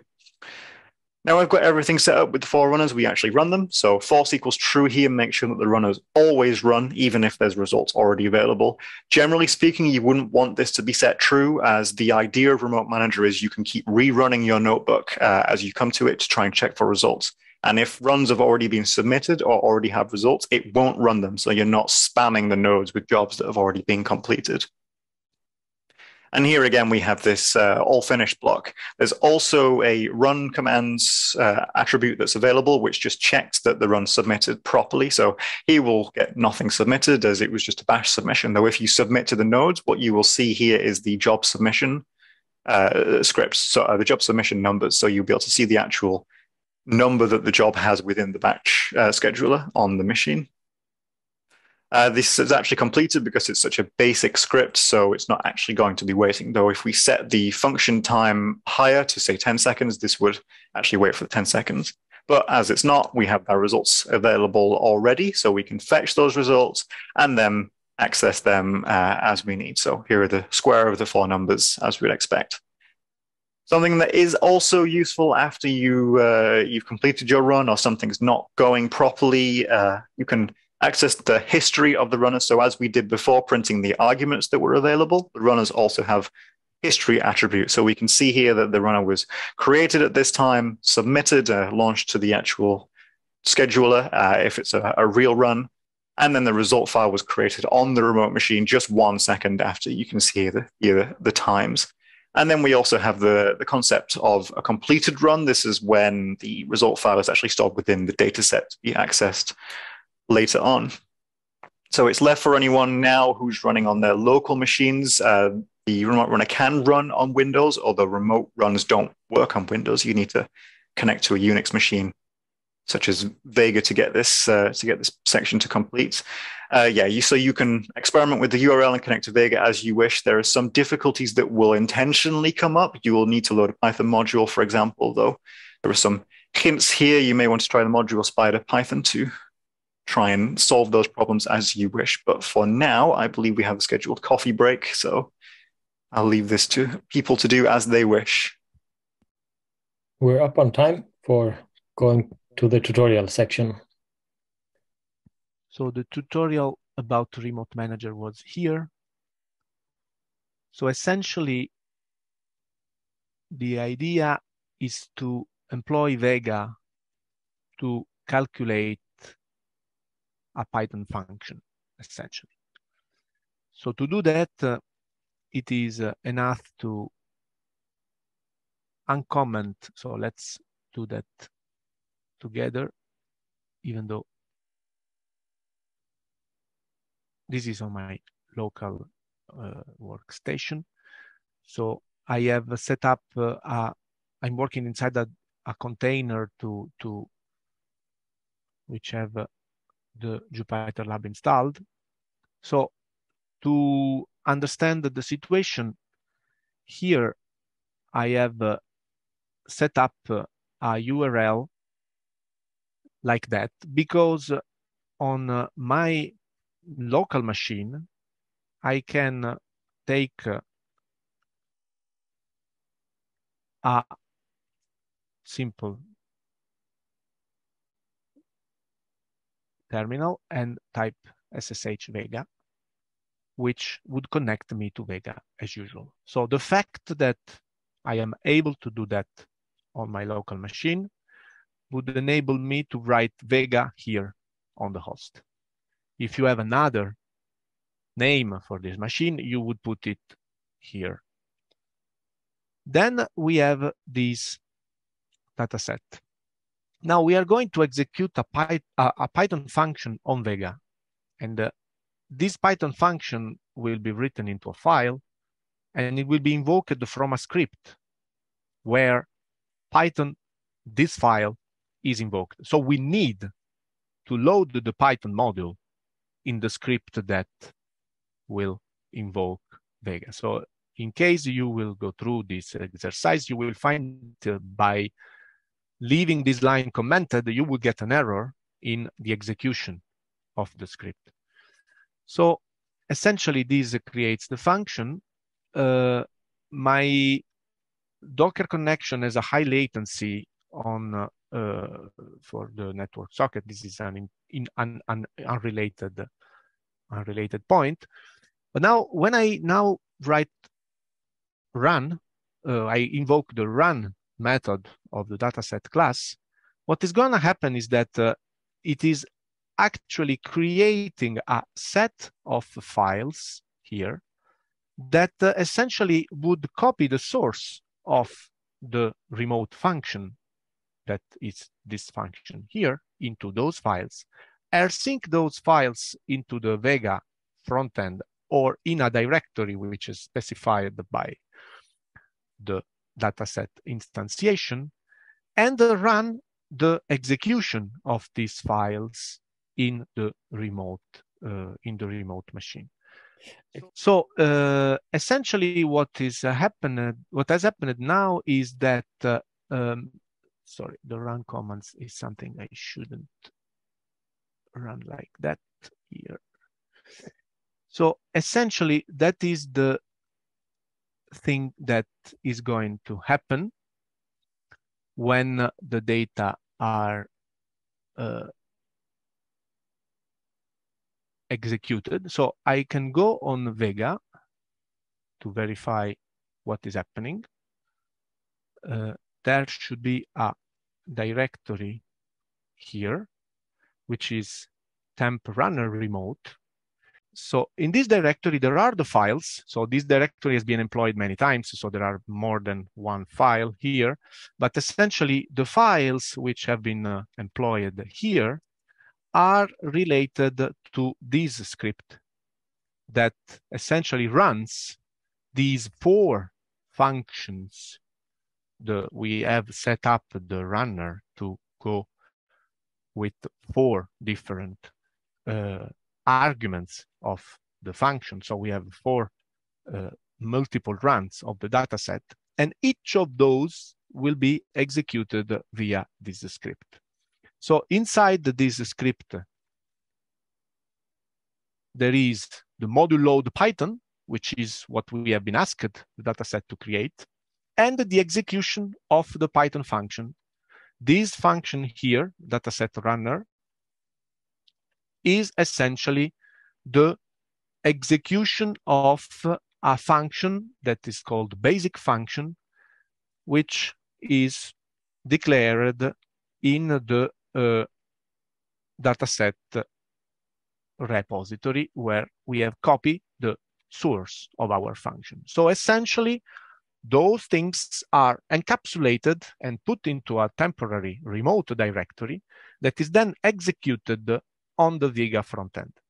So essentially, it is the set of operation that a normal user would do just to submit a job via an SSH connection. There is nothing particularly exotic in this context. So I think that in the interest of time, it would be perhaps more interesting to really go further and associate these concepts to an actual DFT calculations, because all those points are related to do large systems in a particular pre and post-processing setup. So that is a relatively long yet necessary set of information which are needed to run those calculations. So let's start from the cubic scaling approach. I have set up these information in the notebook such that it can be also run offline via Colab. So each of you, if you are running the notebook with me, should put your username on Vega here. So the point is that we have to put our calculation into separate directories. Now, this is just to check you if we are in Colab or not, but this is not our case. This is a simple instantiation of logging of information. We are now creating our system. Our system is taken from a box of 32 water molecules. These are the same objects that Martina presented in the initial walkthrough. The system is made of 32 fragments that are inside a unit cell here. So this is our system. So we know that each water molecule with pseudopotential brings 4 concham orbitals. So we have a system of 128 concham orbitals. Let's start from simple. So we extract out of this system one molecule. So we have the central molecule of this box, and we simulate this molecule in free boundary conditions on Vega. Now, before simulating this molecule, we create an XYZ file associated to this system. So presently, we are into our directory, and we have one extra XYZ file, which contains the information of where the atom positions of our system are. Let's come back to the point. And we can now perform a calculation. So we have one water molecule, and we would like to perform 4 different runs, for instance. We don't have anymore the same function we have here about the example of data set, so the basic function here. We have a more involved function that includes the system calculator that Martina presented in the first tutorial. So let's just investigate this function. We create an input file class. We add a functional that it will be something, PBE, LDA, let's see in the future. So we set a value for the grid spacing. So this is the cutoff.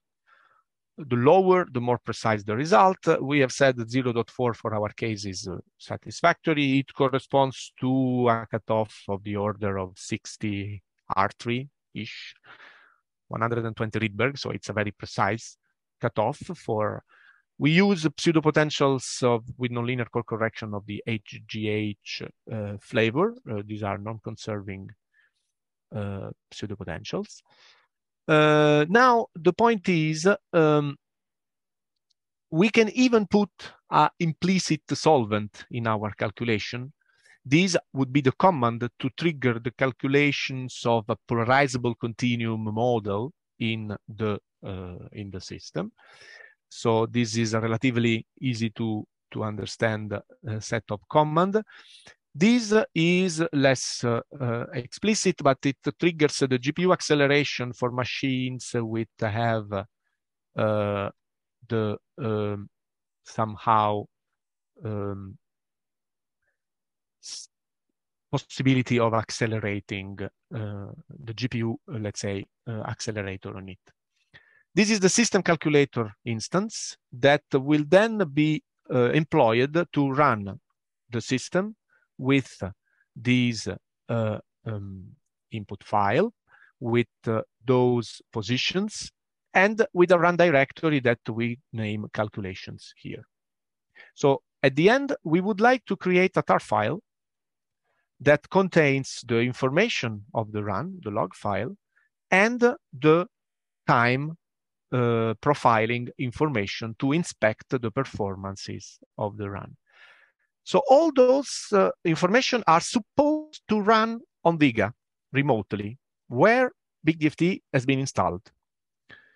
Of course, this is a calculation that could have been triggered via the human, but it is to give you the idea of the possibility that one opens up with an approach where one has to concatenate the manipulation of DFT calculations with large-scaled systems.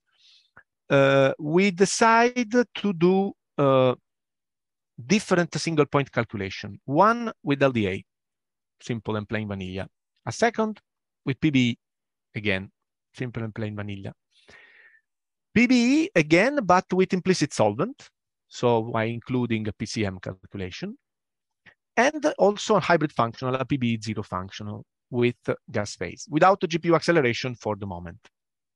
So how shall we create those information? Remember that our single point function needs the name of the file that will be used to run the calculation, the functional to be employed, and some set of information which put solvent to true or false, GPU to true or false.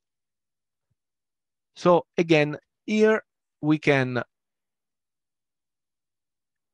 I think they don't like my indent, so let's put like that.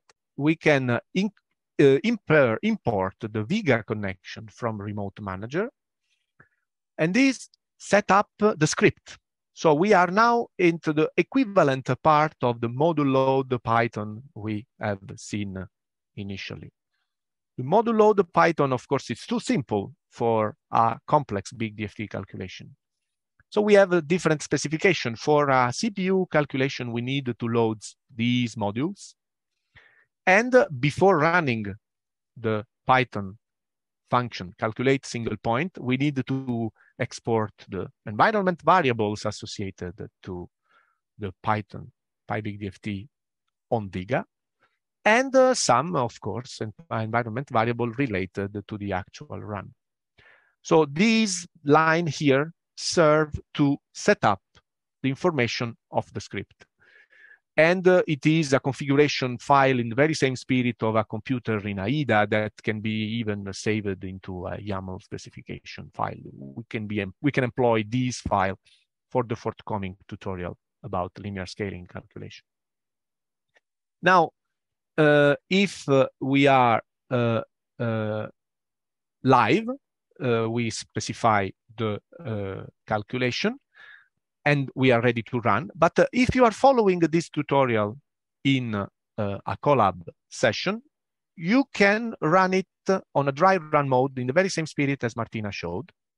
So you can install the data that we have been previously ran for you in the past days. So it's up to you to run this cell or not. Okay, let's create the data set. How these is actually working. So we decide where the files will be put in our local directory. So here, just for information, we are working into our temporary directory. There is no new directory apart the temporary runner local, which was employed for tutorial number 2. We put a local H2O single directory, and we decide a remote directory. For reasons I would suggest to put this directory here that is automatically created on Vega in case you do not have it. Here I put this directory. Let's verify if this is present on Vega. I believe it is because I ran the calculation yesterday, but I can erase it. So here we are. So essentially, I can move this directory into an old one, just to save the previous data and show you that now I have removed this directory. So you can put your remote directory into this one. And then we have this data set. The data set is a execution of the calculate single point function into the URL Vega. We put a name to the data set to recognize it. It will have a remote directory and a local directory, as I have explained. And it needs some extra file. Calculate single point wouldn't work without the file name. So we put the file name as one of the extra files which will be sent over the connection for the execution. Then let's create our data set. So we need to have different sets of arguments of our function. So for each argument, we create the dictionary of the arguments of calculate cubic function. So we need the run. We decide a name. We name the run after the file name and the functional, and we put a PCM on plus if we want to do explicit solvent calculation, implicit. And then we decide the number of MPI and OpenMP and the time. So in our job script, we will see after, we will find our name, the number of MPI and OpenMP, and each run will be also associated to an extra file that will have to be retrieved. That is our tar file associated to the log file and the timing. So this creates a data set of 4 different, there is an error here because I didn't execute the calculate single point function. That's on me. However,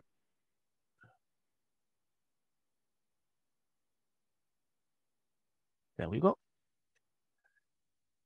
So essentially, that's the situation.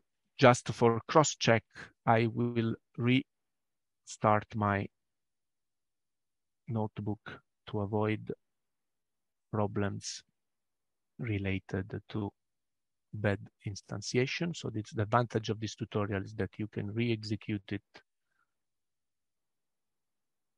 even after submission, and we are here.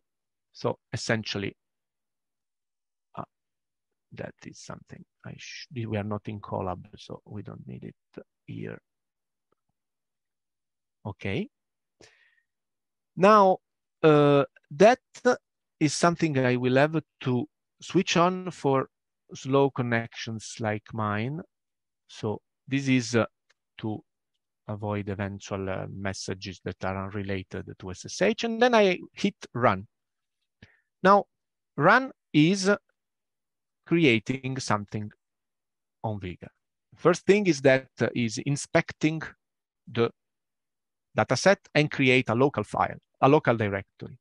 This local directory contains all the information which would be required to run the calculation on Vega. The first information here is written into this dataset script file, which is local. It has been prepared for Vega, and it contains our 4 runs here. 1, 2, 3, and 4. Each of those has their own unique identifier, and it contains the script as we want it to be created. So this is a local file that will be copied on Vega to be run. So this is creating the modules. It's giving the information about where the BigDFT code is installed on Vega. And it runs this function here, which takes their arguments in explicit way. The arguments of the functions are, this is a PB0 calculation with this file name, this functional, and this solvent. And the function that is executed remotely is this. So of course, we need to have a BigDFT installed on Vega. So that is the thing that essentially happens when I hit run.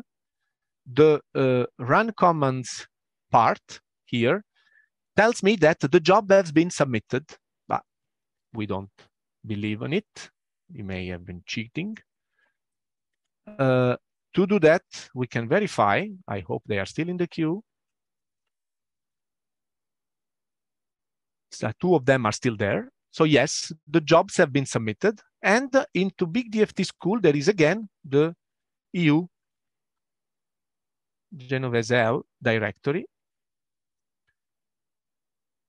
H2O single, with all the data here. Now we have a real job. We have a real calculations.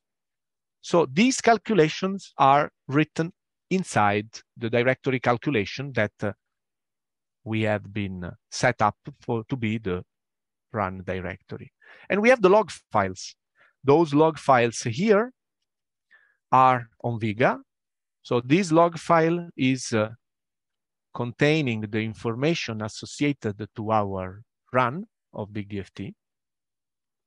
So of course, one can inspect this log file remotely on the disk and do the usual information to extract energy or, let's say, iteration values.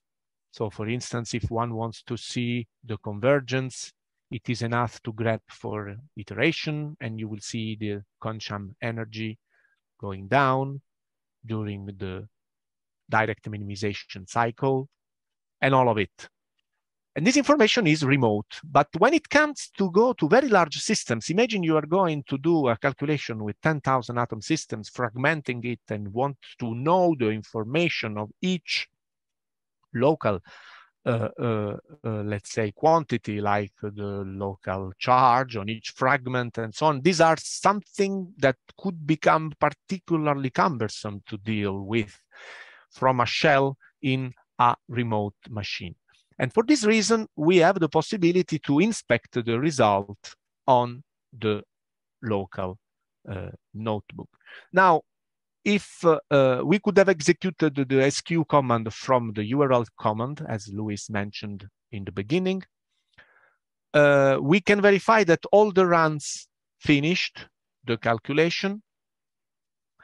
This is something that would say to us if we are ready to fetch the result. So let's verify again on Vega. Indeed, the run finished, and the is finished should return true. Once again, there is a latency here, but it's related only to my specific setup. And then we can fetch the results, which means that the information associated to the data that are the return value of the calculate single point function, but also the files we have been asking the code to retrieve, so those star files here, can be now copied on our local workstation in our local directory, as we have declared eventually. So essentially what is going to happen is that this fetch result calculation here is creating into the H2O single the rsync copy of the files that are into the H2O single directory of the remote directory of Vega. And as I said, we will get the result files that contain the output of the function, so the result value of the function, but we will also have the tar files associated to our, essentially, our remote files. And you see now that in our local directory, we see other files arriving. We have the tar.gz file, and the calculations came with all the energies of our system. So our results here are the return value of each of the different execution in the data set. So now we can analyze the run and show how we can essentially achieve a, let's say, post-processing data. So this is a commodity function that is made just to extract the result. This is simply a warning because we extract the data on directories which are not necessarily always present. We can compare among us the various density of states of the 4 calculations we have just done live. Those 4 density of states here are rather similar for the 3 semi-local functionals, but there is a kind of a difference for the PBE 0 functional.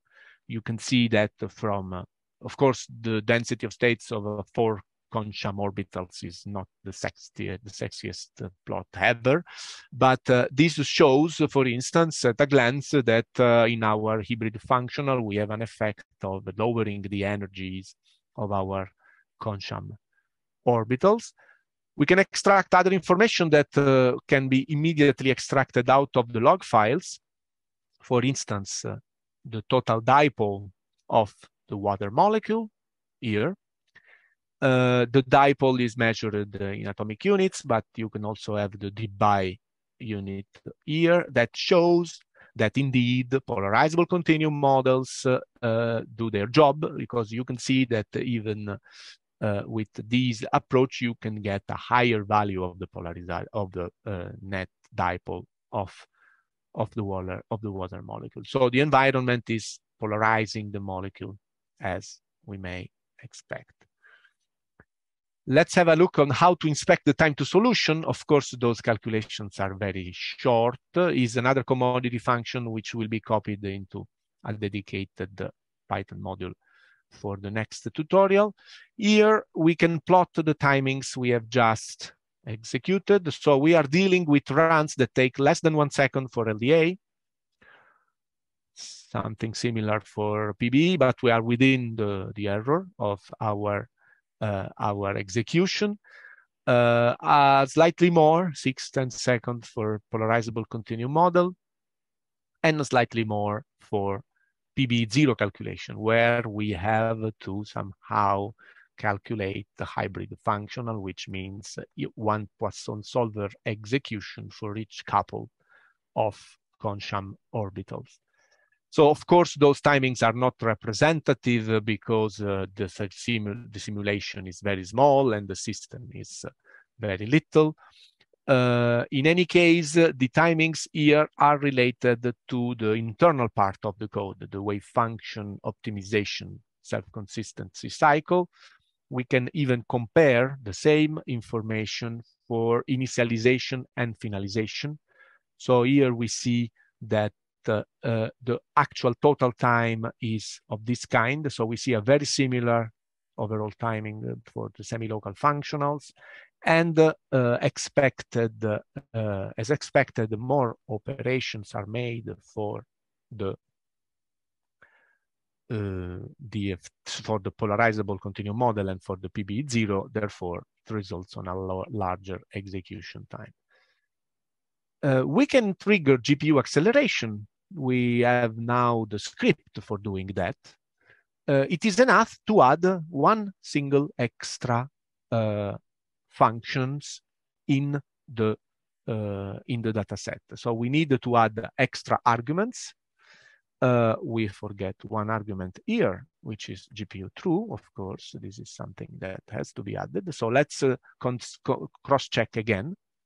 The argument of the function will be run name, this one. File name, it's H201, we have already set up. The functional will be PB0. And the argument GPU would be set to true. Let's verify again. We come up to the definition of the function. We have run name, file name, the functional. This is a optional argument, and GPU is now set to true, which will trigger this line into the input file. Let's have a look at it. So now we can append one extra run, and we can run again the data set. But we see we have four lines related to the fact that we have already executed some of the lines of the data set. So the all runs.run will not run again all the four calculations unless we put force true here in the argument, but will only submit the last job which is needed. And that is the reason why, again, into this local directory, we will have another set of calculations which will somehow be used for submission into Vega. Now, if we inspect what is happening at present on Vega, we see that here we see that there is another file, which submits only one job here, this job A something something, that is now using a script that is tailored for the GPU partition in Vega, that actually requires another installation of BigDFT code. So it has been, which has been installed via a different set of modules and in a different directory. So once again, if I do SQ, I see that this job is pending in the queue. So there will probably be some time to wait. This is how life goes. If one wants to use GPU calculation, it has to add another partition. In any case, we have submitted our run in the queue, and we have to wait until this run is finished to fetch these results.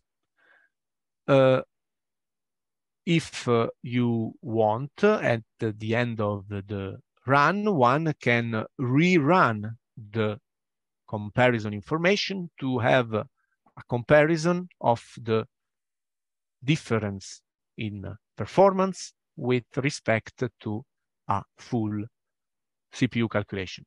I can anticipate that this is pointless for this system because it's a very small system and there is no reason in using GPU. The time for GPU initialization will be more than the advantage that the GPU would bring into such kind of system.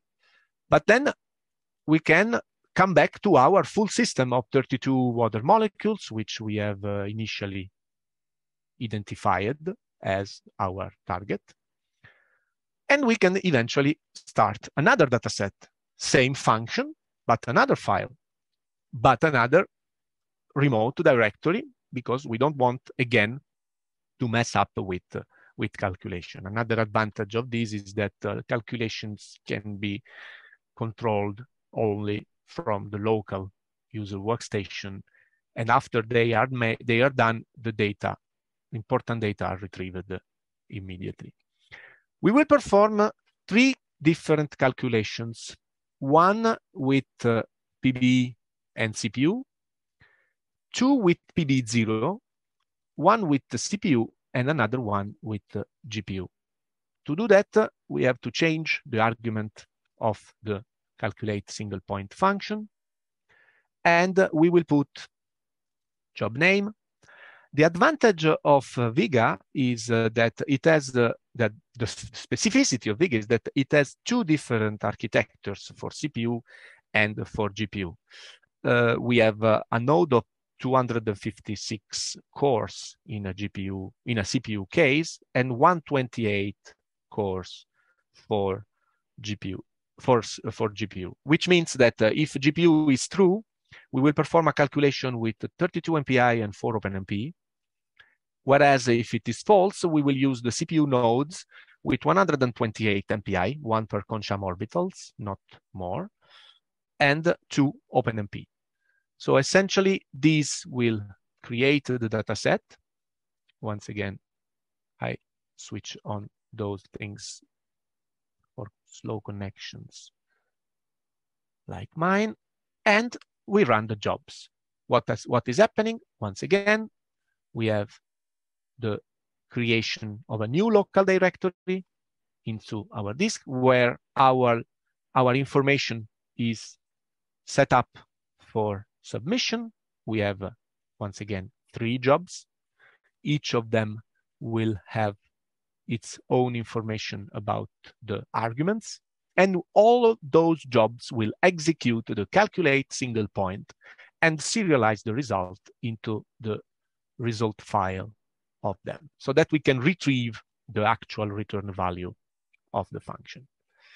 What is going to happen on Vega while we speak is that eventually we will have another directory. Sorry for the caps. H2O many, with the files that I just shown copied in it, and the submission that is still not executed yet because the run is still Yeah, it has just finished. So there is a small latency between the execution of the run and the actual retrieval of the submission. Wait a second, and we should see the job appearing in the queue. At least that's what usually happens. Yes, that's it. So you see the jobs have been submitted. There are 2 jobs that are already running and 1 job that likely will wait a little because the GPU queue is full, apparently. So we will not be able to execute those runs to retrieve the entirety of the results live now. But that is what is going to happen. Essentially, at the end of the day, we have seen that we have executed the commands. So we also have the batch ID of each job. If one wants to insert dependency on another data set, for instance, it's something that could turn out to be useful.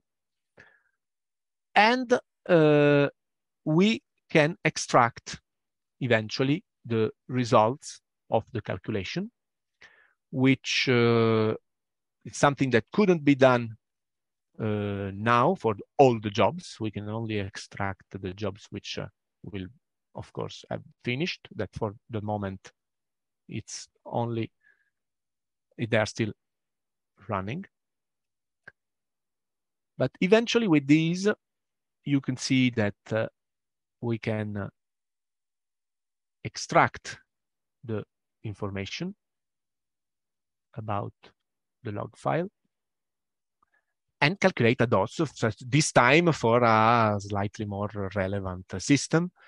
I made the calculation in the past days, and those are the results that you are expected to have at the end of the calculation. Of course, you see that having GPU does not change the results, which is always good, but that the density of states of the 2 systems are relatively, PBE0 is relatively redshifted with respect to the PBE calculations. And we can execute the inspection of the timings. And one can see that with those setup, the results are relatively interesting, because with the thanks to the GPU acceleration, one may reach the same, well, almost the same execution time of a PBE calculation, but with PBE0. So essentially, on one single node of Vega, which is a very nice machine for that, I should say, because it has 4 GPU, and all the 4 GPU are used at the same time in this PBE0 calculation. One single GPU node of Vega can express a PBE0 calculation with the same time, more or less, let's say 10% difference, of one single CPU node of Vega, fully completed with only GPU calculations and MPI and OpenMP. So ideally, one should inspect the different repartition between MPI and OpenMP. Here we have chosen 32 and 4 for GPU and 128 and 2 for CPU, but one may have used 32 and 8 for CPU. Perhaps this would have been another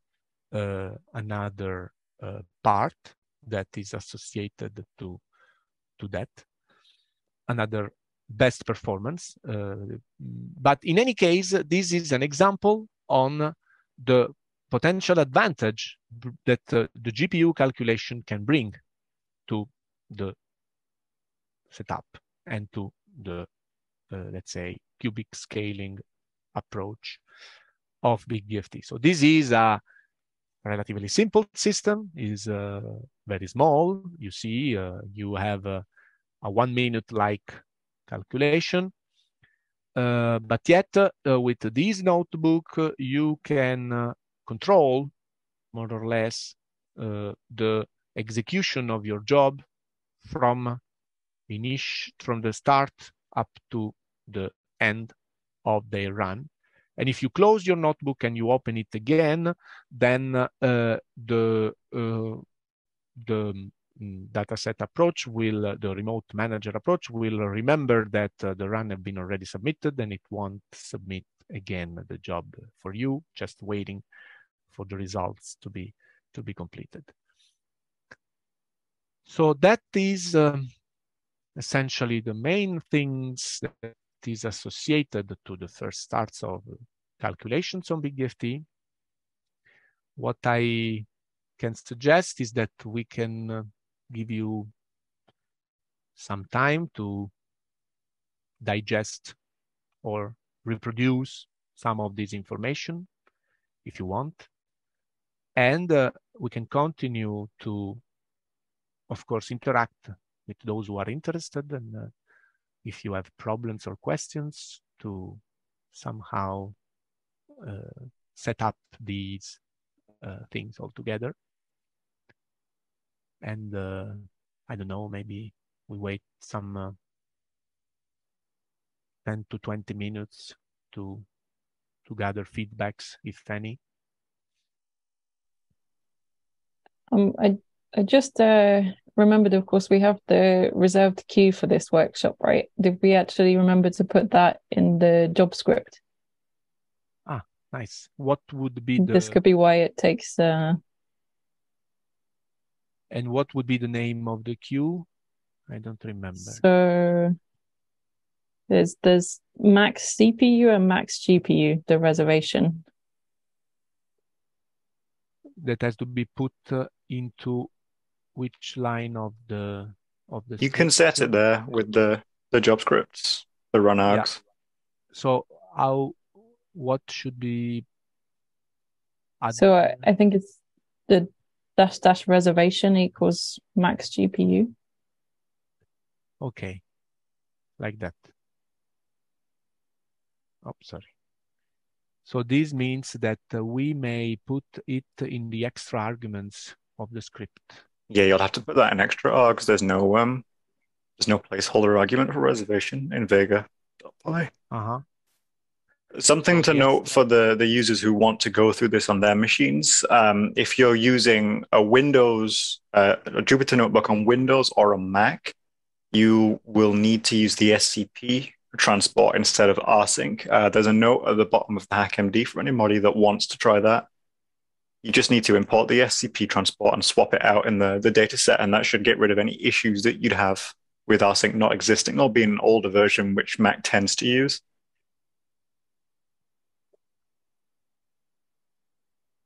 So essentially, the lines should be employed here. Okay. Okay, so the LinearScaling BigDFT, this notebook is going to look quite similar to the cubic scaling one. So we have the same kind of setup. We have our function that we called again calculate single point.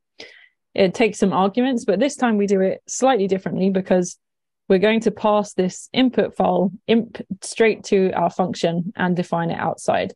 Whereas if you remember in the cubic scaling case, we defined this input file inside the function.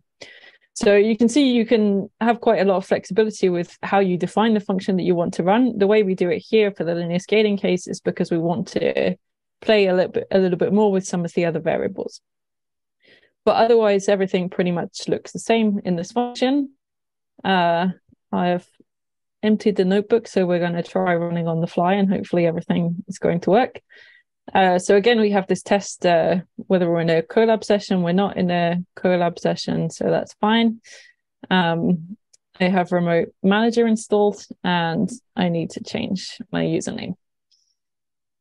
Okay, so can get the data that we need. And so in here, this again looks quite similar to the cubic scaling case. We've changed the name of our local directory and our remote directory. So now it's the calculations are going to go somewhere different, not to get mixed up with the cubic scaling ones. But we're still going to start with a single water molecule.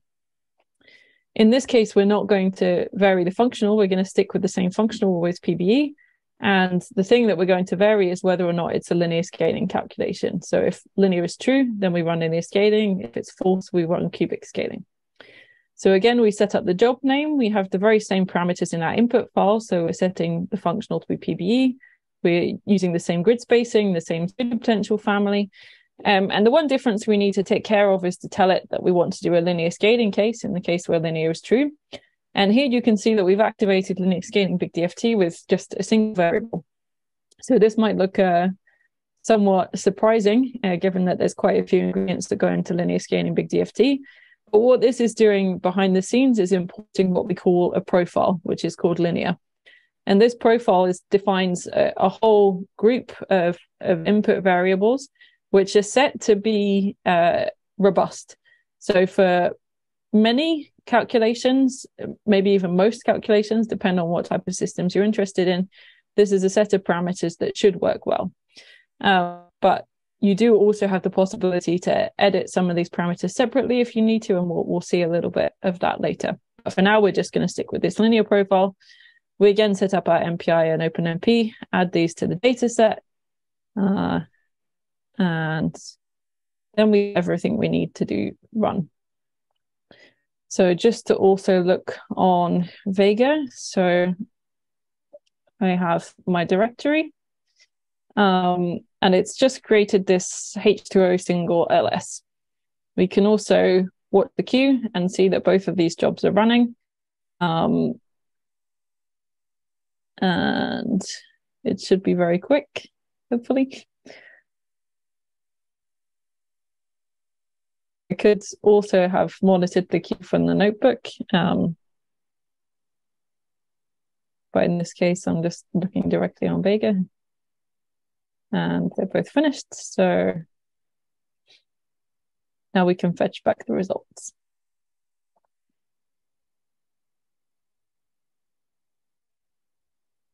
Okay, we have the results as before. We can look at the energies.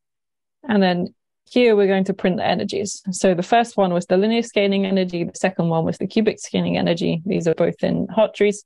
And then we also look at the difference between the two. So we're of the order of 5 milli-Hartree difference between the two runs. Of course, the absolute energy is probably not something that you're mostly going to be interested in. It's more likely you'd be interested in energy differences. And if we'd done two water molecules with slightly different structures, for example, we would expect that the difference between the linear scaling relative energy and the cubic scaling energies is probably going to be a bit smaller than this difference because of error cancellation. But in case you do have a system where you want to get more precise results with the linear scaling case, you can do exactly what I said in the talk, in that you can increase the localization radii. The larger those radii, the closer the support functions are, or the larger the support functions are, and the closer you get to the cubic scaling value. So this isn't something that we're going to look at today, but in case you're interested, on this BigDFT school GitHub repository, we also have this CCP tutorials. And in here, there's another linear scaling tutorial, which goes into more depth about some of the parameters. And if the page will load, you'll see that this includes looking at how the energy varies with the localization radius. So it tells you how to vary this parameter. And you can see that, as I said, the larger the radius, the smaller the difference with the cubic scaling energy. But for now, we're just going to stick with these profile parameters. And let's look at some of the other results. So we can also, as with the cubic scaling case, we can extract the log files. And we can look at things like total dipole. You can see that they're quite similar between the linear and the cubic. Again, if you were to increase the localization radii, these should get closer to each other. And we can also then look at the timings and see the differences between the two codes. So here, one of the first things you might notice is that the linear scaling calculation took 10 seconds, whereas the cubic scaling took 3 seconds. So this is exactly because of what I was talking about in the talk, in that 3 atoms, this is a very small system. This is far below the crossover. You would have to go to much larger systems before the linear scaling gets cheaper. We can also have a look at the breakdown of the timings. And you'll see, first of all, that we get these warning messages. And these are just to tell us that there are some timing categories that exist in the linear scaling and not the cubic scaling, or potentially vice versa. So, for example, that we have sparse matrix manipulation in linear scaling BigDFT, whereas in cubic scaling, we always have dense matrices. But you can see that there's also a different kind of breakdown of the various operations because of the fact that we're working with quite a different algorithm. So then I deliberately reordered this so we save the density of states till last. If we try and look at our density of states, we get a nice error message. And this is telling us that the log file object has no attribute evals. So evals is the eigenvalue, so the Cohen-Sham eigenvalues. And this is precisely because this calculation is using the Fermi operator expansion, which works directly with the density matrix. We don't actually have access to the Cohen-Sham eigenvalues. As I also mentioned in the talk, if we want to get the eigenvalues, we can do a single diagonalization at the end, and that would enable us to calculate the density of states. So let's now do that. We create again our input file with the same parameters before, but now we're adding this extra keyword to our input file, which is to turn on this subspace diagonalization at the end of the calculation. So we're now going to make a new run. We're going to call it linear DOS, and we're going to add it to our data set with the same MPI and OpenMP parameters. So let's do that. And let's submit the run. As with the cubic scaling case, so it knows that we already ran the normal linear scaling one and the cubic scaling one. We just need to rerun, just need to submit the one with the DOS. So it should, appear in the queue. So again, this should be very quick. A single diagonalization, especially for such a small system, it isn't going to cost very much. So we're not expecting to see any particular change in the timing. Of course, it always feels like it's taking longer when you're giving a live demo, but it should be a few seconds.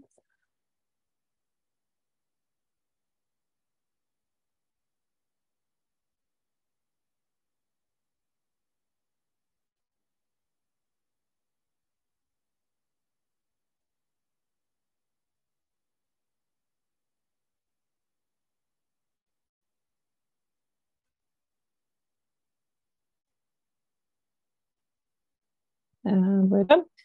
So again, we can fetch the results back. File preparation in the queue indeed. Yep. Extract the energies and then print the energies. And so here we have the linear scaling one, the cubic scaling one, the linear scaling one with the density of, with the diagonalization at the end. As we would hope, doing the diagonalization doesn't change the energy. It's just an extra step at the end. So let's also extract these results. And now finally, we can plot our density of states. So there's a couple of things to notice here. Again, it's not a very exciting density of states just for one water molecule. So we have the linear scaling in blue and the cubic scaling in orange. And this is our Fermi level, which we take from the cubic scaling calculation, although they should be similar. So that you can see that the occupied states are very, very similar between the linear and cubic. So that's what cubic, and that's what we hope for. In the cubic case, we don't have any virtual states, and that's because we didn't ask the cubic scaling to calculate them. That is something that you can do. And again, in this other tutorial on the GitHub, no, not this one. In this other tutorial on the GitHub, we do explain how to calculate these with cubic. But with the linear scaling, we have access to them, but in fact, you shouldn't trust them. So with linear scaling BigDFT in a normal calculation, we're trying to optimize the energy only to represent the occupied states. Sometimes maybe the LUMO or a couple of orbitals are okay, but in general, they're not. If you want to calculate the empty states with linear scaling BigDFT, there are some extra steps you have to do. And as it mentions here, we also have a tutorial on how to do that in the CCP tutorials repository if that is something that you are interested in. So that's the single molecule. So let's now also look at the 32 molecules. This is not exactly the same system in the cubic scaling case. So in the cubic scaling case, this was 32 molecules in a periodic box. This time we just have a 32 molecule cluster. And the reason for that is, as I mentioned in the talk, if you're using periodic boundary conditions with linear scaling BigDFT, the box has to be big enough to fit the whole support function in, plus some extra points to allow, grid points to allow for the convolutions. So the 32 molecules in the periodic box is too small to fit in our support functions. So if you want to do a periodic system in linear scaling DFT, you might have to go to a slightly larger supercell than you would otherwise be intending to do. But I mean, that makes sense, because if you want to do a small supercell, you're better off using cubic scaling BigDFT, because it's going to be cheaper. But so in any case, in this here, we're using a 32 molecule droplet in free boundary conditions, and that works fine with linear scaling BigDFT. So for the most part, everything looks the same as for the single molecule. We did make a couple of changes. So here I've increased the grid spacing to 0.5 just to make the calculations a bit quicker. Depending on your system, 0.5 might be okay, it might not be okay, but there are, again, other tutorials which talk about the convergence of the grid spacing. Again, we import our linear profile, and this time I've just turned off a couple of features. So this output mat tells the code whether or not to output the support function matrices, so the Hamiltonian and the overlap matrix, which can be useful for post-processing, but it takes a little bit of time to write to disk, so we've turned it off. And then also at the end of a linear scaling calculation, it will calculate the multipoles for you, and we don't need them here, so I've turned them off as well. I've then increased the number of MPI we're asking for compared to the single molecule, but otherwise everything else is more or less the same. So let's again submit the data set.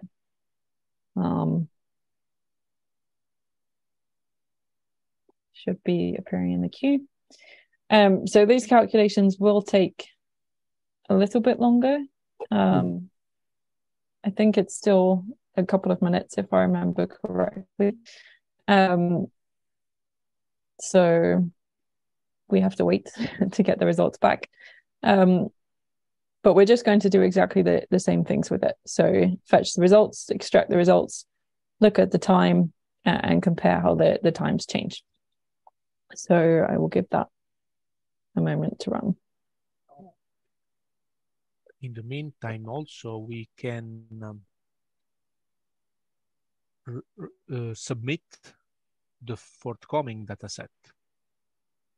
This is another potentially interesting feature of this approach, that you are not stuck while waiting for the run to finish. You can continue production.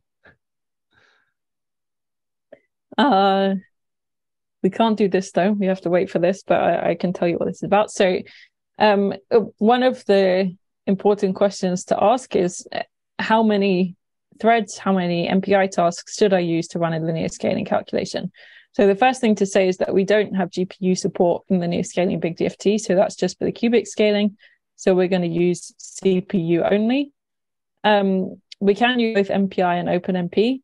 Usually I would recommend up to about 8 threads with OpenMP. It depends if you have the memory or if you need to use more threads so you're not under occupying a node, but usually kind of 4 to 8 threads is the limit of where you'll get good scalability.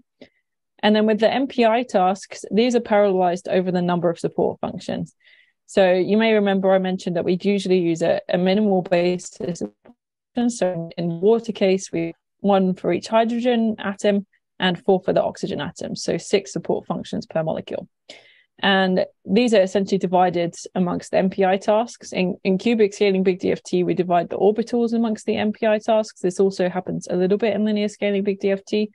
But essentially, that gives you a very strict upper limit of MPI tasks which should be used. So you shouldn't use more MPI tasks than you have support functions. So for the single molecule, 6 MPI tasks is the most you should use. If you do use 1 MPI per support function, this is not going to give you very good performance either. That's stretching it too far.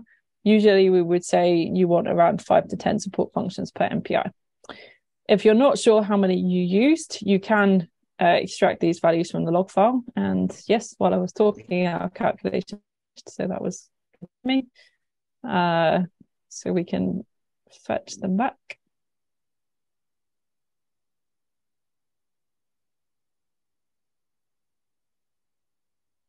And just the last thing I wanted to say on these before we go back to discussing the MPI is here I just reproduced the table that we saw for the single molecule. This is for the 32 molecule droplet. And you can see that linear scaling is still slower than cubic scaling, but the difference is much smaller than it was for a single molecule. So we're getting closer to the point where linear scaling is cheaper, but 32 molecules is still small. But now we have this large run, we can do exactly what I just said. We can extract from the log file. So here we're basically using our log file. So we take one of the log files from our list of log files in the data set. So here, just the linear scaling one. And we treat it as a dictionary. So we can extract the number of MPI tasks, which is something that's printed in the log file. So I can maybe also show you what that looks like if you were to inspect, where are we, H2O, many LS calculations. So if we were to look at this log file and we scroll on down, we would see that it printed out for us. Oh, actually, should start from the beginning. It printed out for us the number of MPI tasks that we were using and the number of OpenMP threads that we were using per task. So I've looked for these fields and extracted them, and you can see here that it prints them in the notebook. I also then I'm looking for the repartition, so how the support functions are divided amongst tasks. And you can see here again, I'm just extracting these from the log file using this log.log format. And there are 4 cone-sham orbitals on every task, and somewhere between 5 and 8 support functions on each task. So this should be a reasonable layout to give good performance. But let's actually look at what happens if we change the number of MPI. So here I'm setting up a number of runs. These are all linear scaling, so we just have the same linear scaling dictionary as in the previous one. But here I'm varying the number of MPI tasks, 8, 16, 24, 32, always to stay on a single node. But let's see what that does to the performance. So we made a new data set called all scaling runs, which is most submitting now. So we should, no, my Vega connection seems to have died. Oh, there we go. There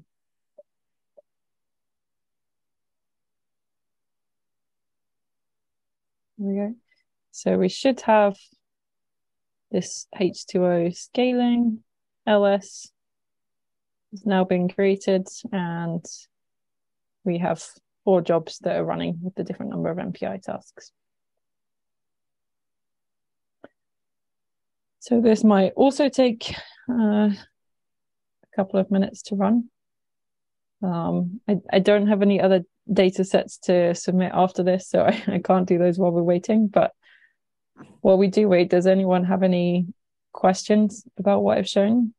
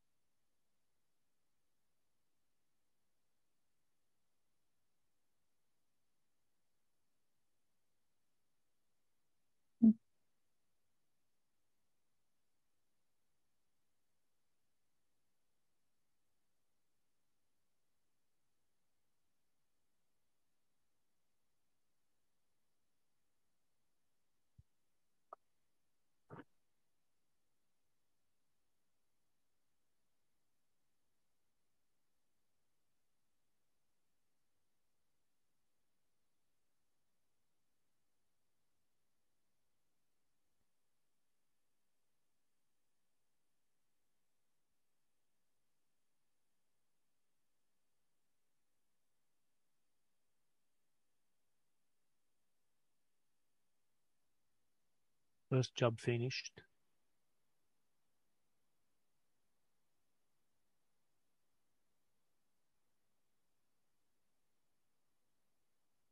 Three down, 1 to go.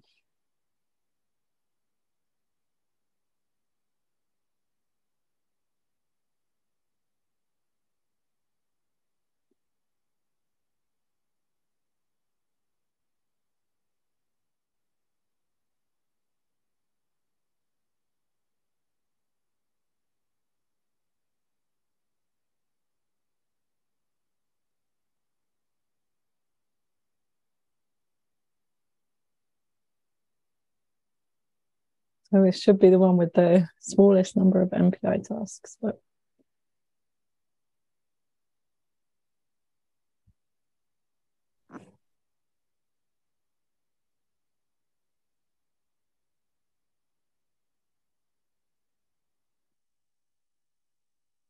It feels like we should have some animation that's more exciting than watching a clock ticking over. Yeah, there you go. Okay, so as always, fetch the runs, extract the energies, process the logs and the time files. And then what we're going to do is make a plot. So here we've extracted from the log files or from the time files how much time we spend in this WFN opt, so this SCF optimization loop. And then from the log files, we've extracted the number of MPI tasks. And so here you can see that, as you might hope, as you increase the number of MPI tasks, the wall time decreases.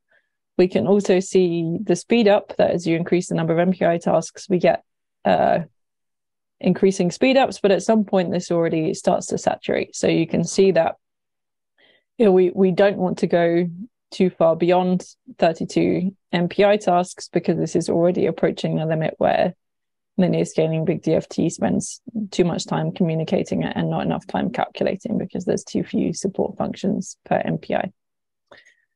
And then finally, we can plot this breakdown of the timings. So here, where the job name, so 8, 16, 24, 32 MPI tasks. You can see we have quite a few categories, so it's hard to see. But if we just pick one, for example, is this big blue one, the convolutions, we can see is something that decreases quite nicely. So this is parallelized quite well. And then, for example, the sparse matrix manipulation is as well, but you can't see it because it's quite a small category. So, but you can see that there's plots which are already at their limit of parallel scalability. And this one finally just shows the percentages of time spent in each category as well. And we can also see plotting the efficiency. So these are kind of functions that you can run out of the box on any data set. So you could use this very same notebook to run scalability tests for much larger systems. And it's easy to just kind of reproduce these types of plots and look at more detail at your performance cases where that's useful. So here you can see, for example, that I think this dark blue one must be the communications, which is maybe not so surprising, that as you go to more and more MPI tasks, the more and more time you spend communicating. So exactly the reason why you don't get perfect parallel scalability. Of course, we also could have carried on in the other direction and used fewer MPI tasks, but that took a bit too, and I didn't want to spend too much time watching the cube run. So that's more or less an overview of how to run linear scaling BigDFT using this job submission. As I mentioned, on the GitHub repository, if you're interested in looking at some more features, we have this linear scaling tutorial, which looks at the convergence. We also have a complexity reduction tutorial, and this looks at how we do the purity indicator, how we look at doing the maps of the fragment interactions as well. So this is a useful tutorial if you want to know how to do that.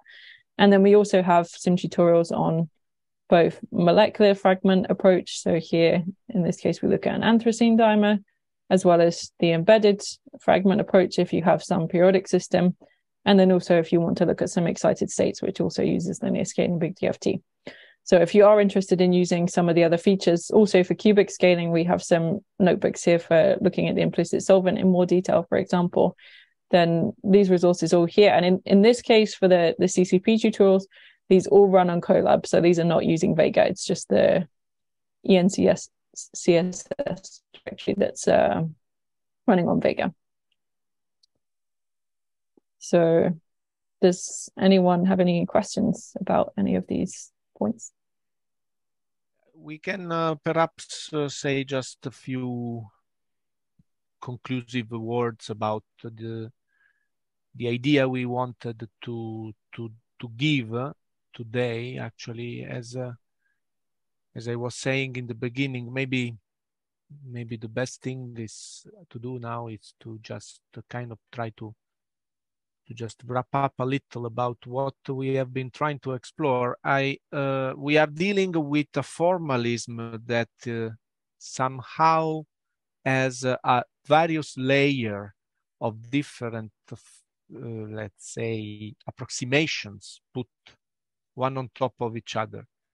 It's not like a traditional cubic scaling DFT code with various functionalities. For a single given functionality, there may be different scales onto which this functionality can be applied. So the reason why we wanted to insist a little more on the way to manipulate calculations is that in our experience, when one wants to do science at such large sizes, it is important to define objects that are easy to manipulate on the, let's say, a human viewpoint. That is the main reason of what we wanted to convey today. As I was saying in the beginning, our approach would not be to cover some particular functionality of BigDFT today, but to give you the potential possibility to bring BigDFT, as I said, back home, in the sense that you can somehow manipulate the quantities and learn to set up your calculation in an environment that is prone to run large systems. But then at a given moment, and that is the reason why I wanted to conclude the presentation with that, science should come. So the point which Laura mentioned in the beginning is what we could do with density functional theory calculations of large systems. An example is a review paper we have been writing in the recent years, where we may try to understand the added value that DFT calculation can bring on systems that have a very large size. And indeed, the concept of fragments, which we have seen today just as one of the tools that is employed to define the input file of BigDFT. So, you know, a collection of atoms is split in our case into fragments and then atoms.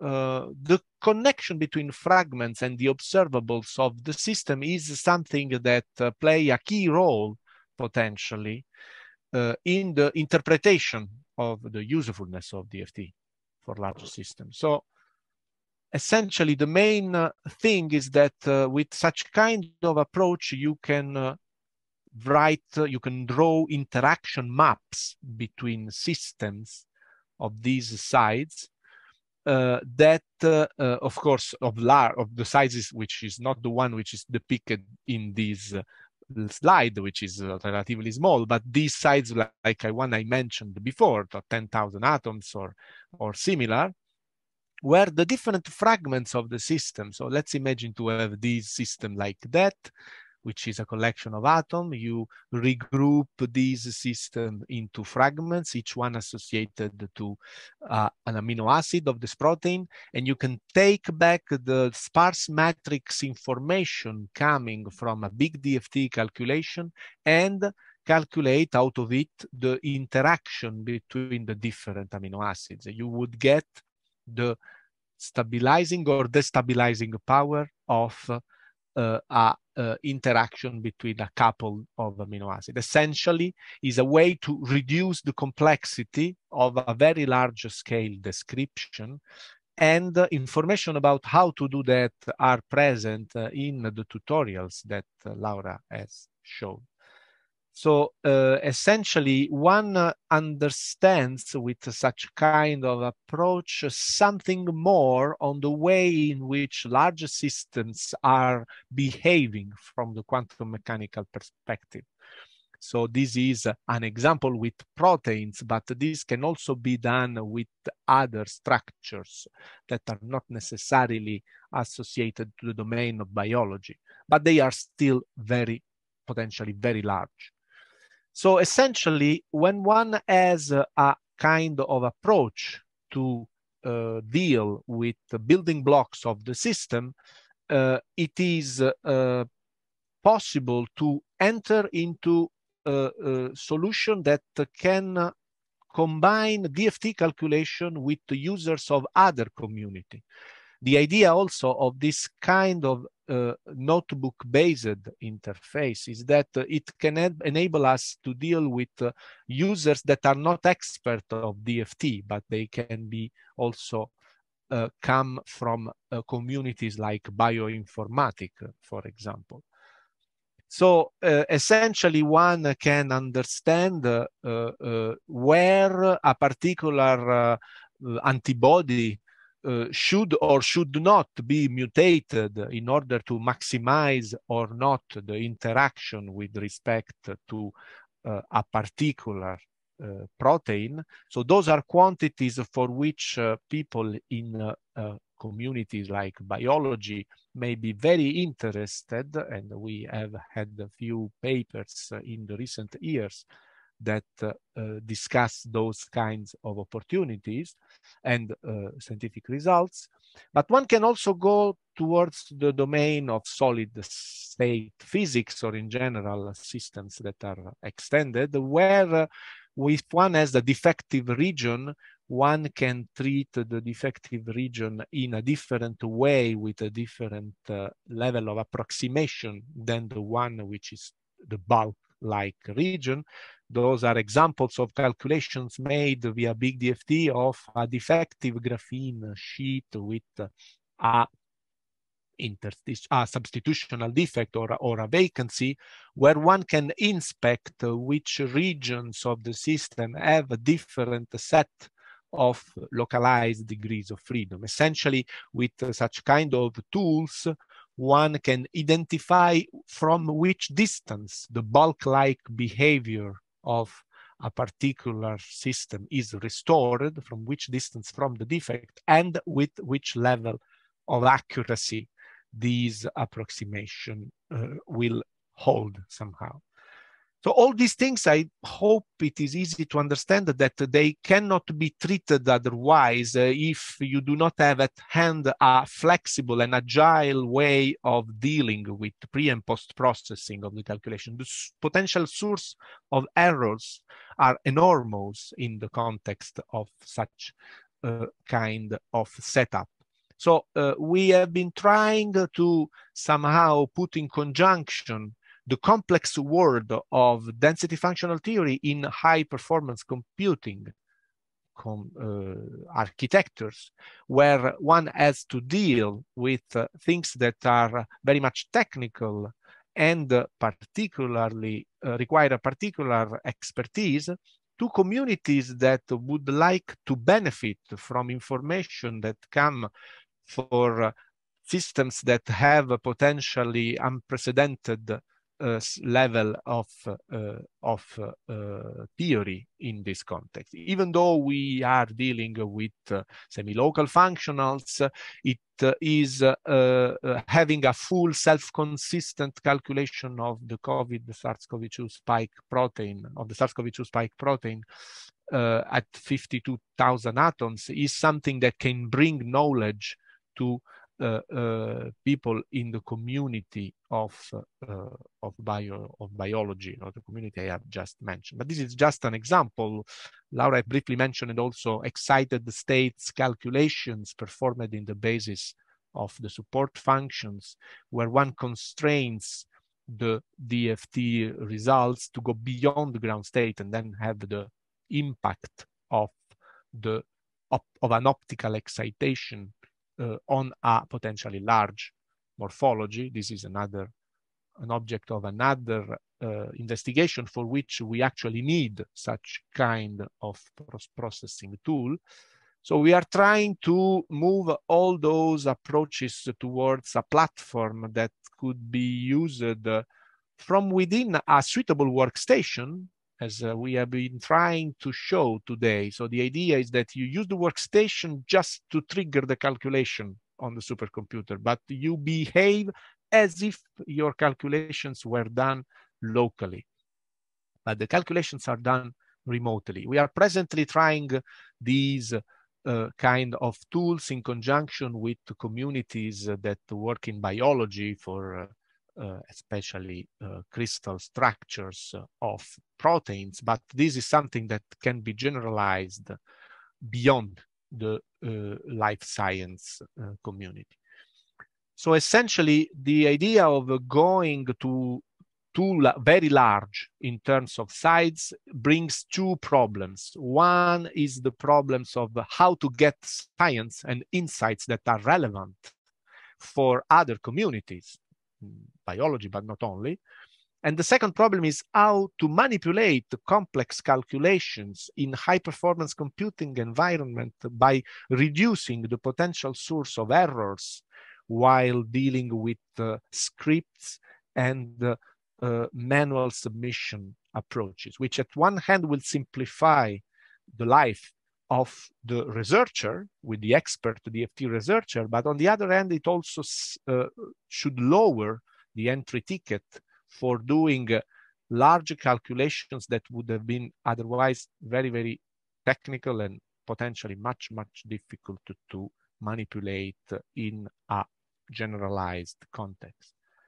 So essentially, this concludes the session of today. I imagine that standing between you and lunch of the last day is something that makes me in a relatively uncomfortable position. So I'll try to conclude the session. As I said, this is we are a community that is relatively small. We have a few active developers in the BigDFT. We try to stay in close contact with the people from communities that have a real interest in understanding the potentialities and the opportunities that come out of such kind of challenging calculation. But of course, we are very much open for discussions and collaborations in other directions should you find interesting to explore the potentialities of the code. So we hope that you have the material to dig a little more. We understand that the session of today is too short to give a real overview of what can really be done. But there is some material online in the links we have sent that may be useful for you to have a better overview of what can be done. And you don't have to install the code. You can really work on Colab. We provide the data with the results so that you can pretend you ran the code, but essentially you would have a similar experience that the one which could be realized in a production environment. So I think I have said more than I wanted to. So we can. Excellent.